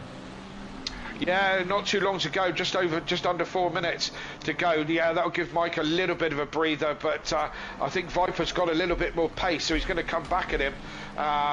He's probably not done yet. Certainly, when we go to Spa next week, that's one that's a little bit easier to overtake. So we may get a little more overtaking. And I think we'll see as well, Kelly, the difference in the cars. You know, we've got the big long straight after Addy on the 441 has had a spin. That's Hupert. Hupert's off. Hupert is off. Dan Davis on the podium. O'Reilly's now moved up to 4th. Michael Harris will get through as well. Can Mike Matthews get a hold of another position? Whoa, yes he can. As Hupert ends up into the side of Viper, and that's put Viper off. And could that allow Cloudham to gain another place? It might do here, but Dan Davis, well, you have to say, look on his side with that one, because it didn't look like it looked like he'd settled for a P4. He's now managed to jump up onto a podium spot with 2 and 3/4 minutes to go. I'll tell you what though, Kelly, just looking at the gaps, O'Reilly has dropped right off the back of Dan and is in the clutches of Harris. Yes, he has. He's dropped off the pace terribly. I mean, but luck falls Dan's way in this one. And if I say the sun shines on a dog's arse, well, that dog's sitting in Barbados with that kind of luck. The reigning champion been struggling all night, not on the ultimate pace, but just clawing onto the back of the other guys. Looks like he's going to come home with a podium. What a result. Yeah, what a result, especially when he's made 2 errors of a very uncharacteristic nature for Dan Davis to make 2 driver errors. Either way, Clouden now is on the back of Viper. I didn't quite see if Hoopert and Viper did touch, but Viper's now under pressure from Jamal, and Jamal, who's had a very, very lonely second race, all of a sudden might sniff at the chance of a P8 here in this one then. No other battles really. In fact, there is a battle happening elsewhere. That is Harris within now a second of O'Reilly. That Honda has just died off, and what we're going to get is we're going to get a normal temperature race as Viper onto the grass, and this could allow Clouden round the outside at Sterling's. That's a brave move to get it done round there. Clouden nearly taps the back of him, has that momentum though coming down towards the final corner. Will have the inside line when he can. He brave it out. Viper no, gets Viper, back in front, chops the nose off. Yeah, a bit of a Duffin chop there. Actually, it wasn't that bad. No. It wasn't that bad. No. he just took his line. The interesting thing, Kelly, we're saying tonight about drivers possibly struggling with tyre pressures as the track gets cooler, moving into 8 p.m. track time. Spa's back at the traditional 1 p.m. race start, going into 2 p.m. in the afternoon. We're going to see the temps possibly rise a little bit there as the day goes on. Are we still possibly going to expect this? Obviously, we've got the morning race at Indianapolis the week after. Temperatures are going to start cold, get warmer. We've got an additional night race this year at Imola and Red Bull Ring where temperatures are going to cool off as they go through. What's the predictions here? Because this surely has to be down to the fact that temps have just plummeted. Sorry, O'Brien's off, but he's being lapped anyway. So, but he was on the grass. Yeah. I don't know, Matt. I really don't. I hope it is an element. I really do hope that the tyre wear and tyre management is an element. As I said, for me, playing this game for the last 4 seasons, I don't struggle on tyres at all. So I have no real experience in tyre struggles. So Clouden right on the back of Viper at the moment. This is a real scrap. Clouden just gives him a tap. The Viper's kind of got it all back together. As Clouden backs off a little bit, lets him regroup, right thing to do as they go at it again. Big scrap between these two. As I said, for me, tyre wear's never been an issue for me. I've always been a bit of a tyre whisperer. Again, maybe because I don't push the limits that hard. I don't know, but I really do hope it is an element. I hope drivers have to think about it, and we get that element so other people who have looked after their tyres get an opportunity. Yeah, rightly so. Well, at the moment, it has been a good night's worth of racing. Sylph is coming towards Dingle Dell now. I'll let you keep your eyes on the Clouden fight as we go back to our race leader then, Sylph. Race 1 was a P2 for him. It's going to be a P1 in this race. Tordok's going to take both fastest laps because I doubt anybody's going to take that from him now. What a drive then from the 2 MSA drivers. They have been the team of the day. Can't take anything away from them. But it's Sylph who's going to take round 2 of the season. Tordok will come home for second place. Dan Davis, lucky but solid 3rd position, I will say. He's looked really good. It is pointy, and you've got to get the rub of the green, and that has gone Dan's way in this second race. Good result for him in this one. O'Reilly, lucky to get P4 as well, but just didn't have the pace. That car just died at the end of this one. Not sure what happened to O'Reilly. Needs a blade sharpening. It does indeed. Michael Harris was P5. Mike Matthews going to come home for a solid P6. Good night for Mike Matthews, 9th and a 6th. Hoopert P7 at the end of that one. The Viper Clouden fight rolls on, but it's Viper from Clouden. Then it is going to be Ben who will come to the line in just a few moments' time then in this race. We're getting some other drivers cross the line. Unsworth has finished down in 15th place down there as Ben comes to the line to take home P10. Yeah. Matt Wright will be P14. He's not going to be able to keep. In fact, he's in a fight still. Sky Schundelmeyer, P12. Decent result for Schundelmeyer. McGowan. Hoffer was P11. McGowan's going to come through for a good P13, just ahead of Matt Wright in 14th place. Fraser O'Brien has already finished down in 17th place. Then we've got Skunky down the order as well. I am just going to save the highlights because I forgot to do race 1. Yep. I'm going to have a quick chat to the people in the chat. Rob Smith. Great week of broadcast, racing and broadcasting this week. Excited for the rest of the season. Bring on Spa. Yes, Rob, I'm excited for it as well. It's been an absolutely thrilling week, to be honest. This first week back of this season. The competition is this channel has moved on so much, and the quality of drivers has just gone out of this world, and I think it's going to be a great season all the way. Tell your friends, get them to join us live every week. It's going to be a great season. PN driver of the day, Knopfler for him in the Bentley. Beto is Harris for driver of the day. Beto, great racing, great comms, thank you very much. Rob Smith, give a round of applause, thank you. Peaceful Explosion, what a tough race. Yes, you did well, Mike. That's just in case you didn't know, that's Mike Matthews. Peaceful Explosion, tough race, wow. Hats off to the MSN boys, superb pace. Yes, is that what's going to happen for the season, Mike? We will see. Congratulations to the top 3, never a dull moment on track or in the booth. Thank you very much. Normal service has resumed in your sweet and sticky box. It's been great to be back, Matt. Yeah, it is great to be back, Kelly. It's great to be back in the box with Sweet and Sticky again, as always. And it's great to be back. Obviously, we haven't done the Championship ended just before 2 weeks before Christmas. It's welcome back, and really a happy 2025 for these drivers. And what a season we've got in store for you. But I tell you what, the MSA boys, great start to their night. They lead the Championship, 3 points separates them two. Then it's Hoopert in P3, who's 32 back. Dan Davis, 33 back in P4. Michael Harris, Kieran O'Reilly, Mike Matthews, Ben Rook, overtaker Skunky, Tobias Hoffer, Sky Schundelmeyer. Then it is, I've just realised that because MSA haven't been added, got added late, I've not actually got their points on the constructors. They will be leading, but we'll get into that in a moment.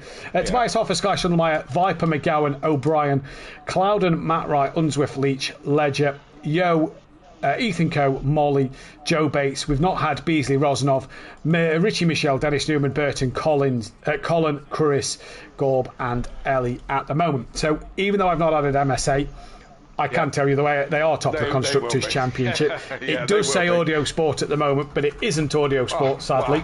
It is that of the MSA. They lead at this moment so far. Great night for them. Great start to their championship. It really has been really well done to them too. SimPlay Racing sit 3rd place, and just behind that, 15 points behind Audio Sport at the minute. MSA Racing are apparently, well, that is wrong. They are on the championship standings, and they've only got points for 1 driver.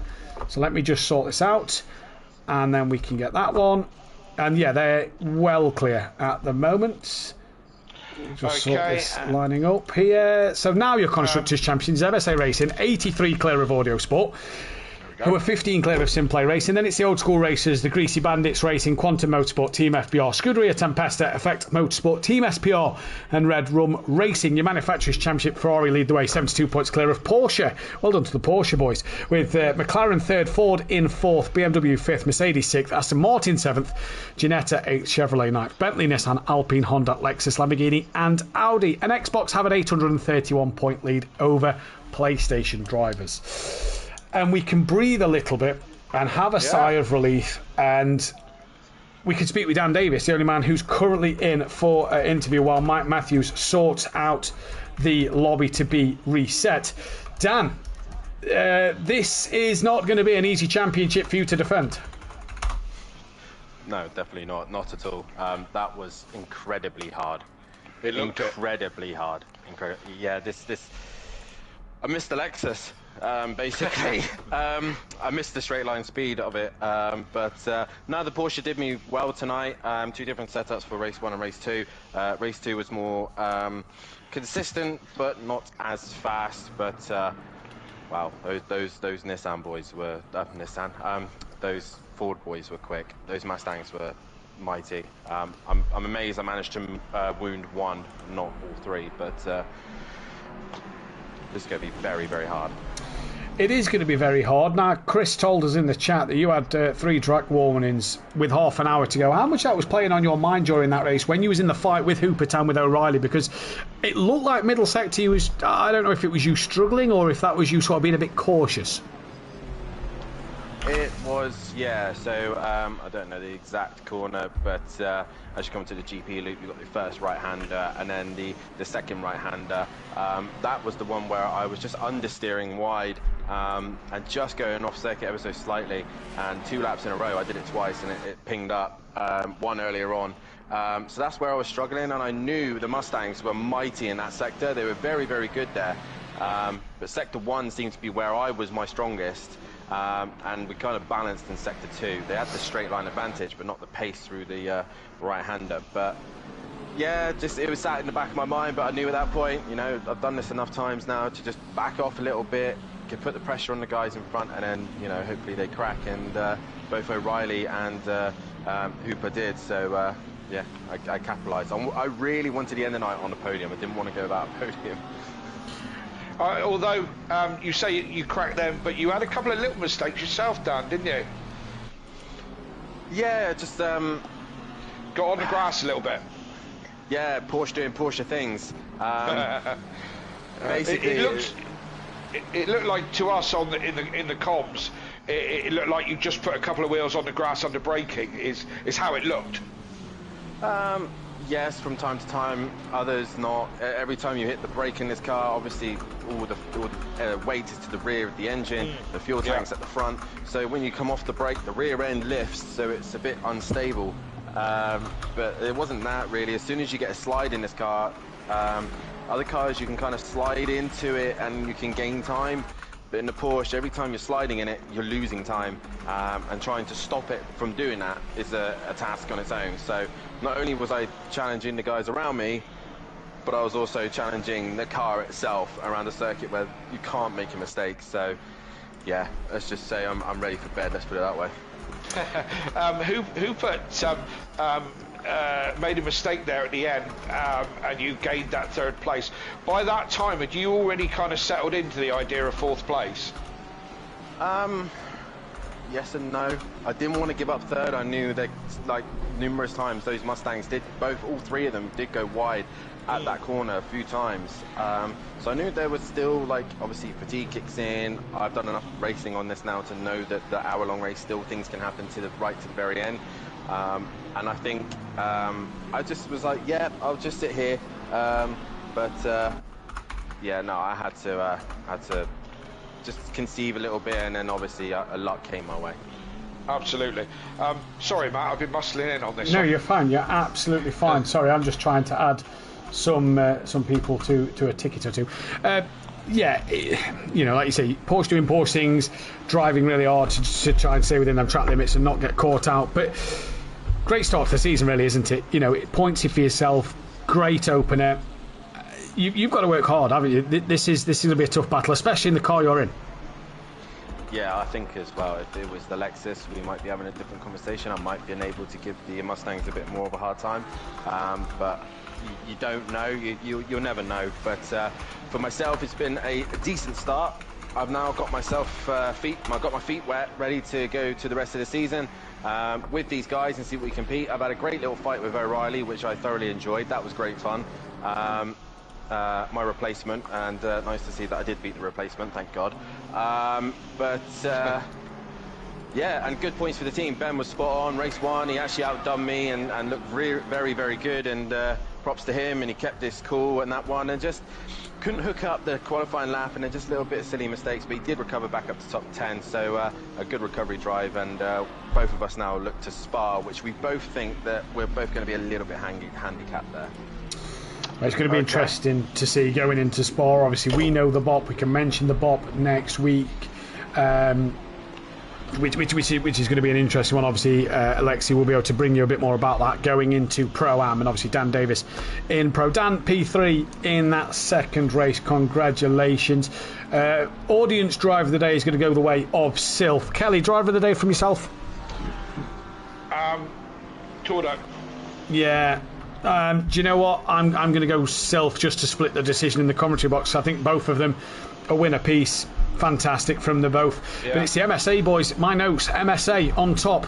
And that is all you can really say about tonight. They have looked fantastic. But, as we said earlier in the programme, it now turns to that reverse grid race, where the first corner will be Eau Rouge and Radion. As you're watching the highlights of race 2 here on screen at the moment, this is going to be huge for this season. The first reverse grid race. How will all these new drivers cope? A few qualifying bans maybe in the pipeline for next week as well is going to be interesting. But one thing we can say, these Mustangs look like they're here to play this season, and these Mustangs look like they could be an interesting choice of car. Defending champs got his work cut out, defending team champs have their work cut out, and I tell you what, if this is how the tyres are going to play a part, Kelly, I cannot wait for the 2 night races.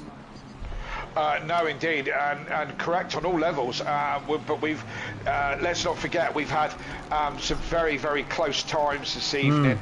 The Mustangs look like they had it all their own way, but as you say, next week we start on the reverse grid, and with the competitiveness being this close. Is it really, are the Mustangs going to be able to muscle their way through from the back to the front? I don't know. It sounds like a big ask to me. And different cars, different tracks, different conditions. It's, as I said, don't think it's over and done with, because it certainly ain't.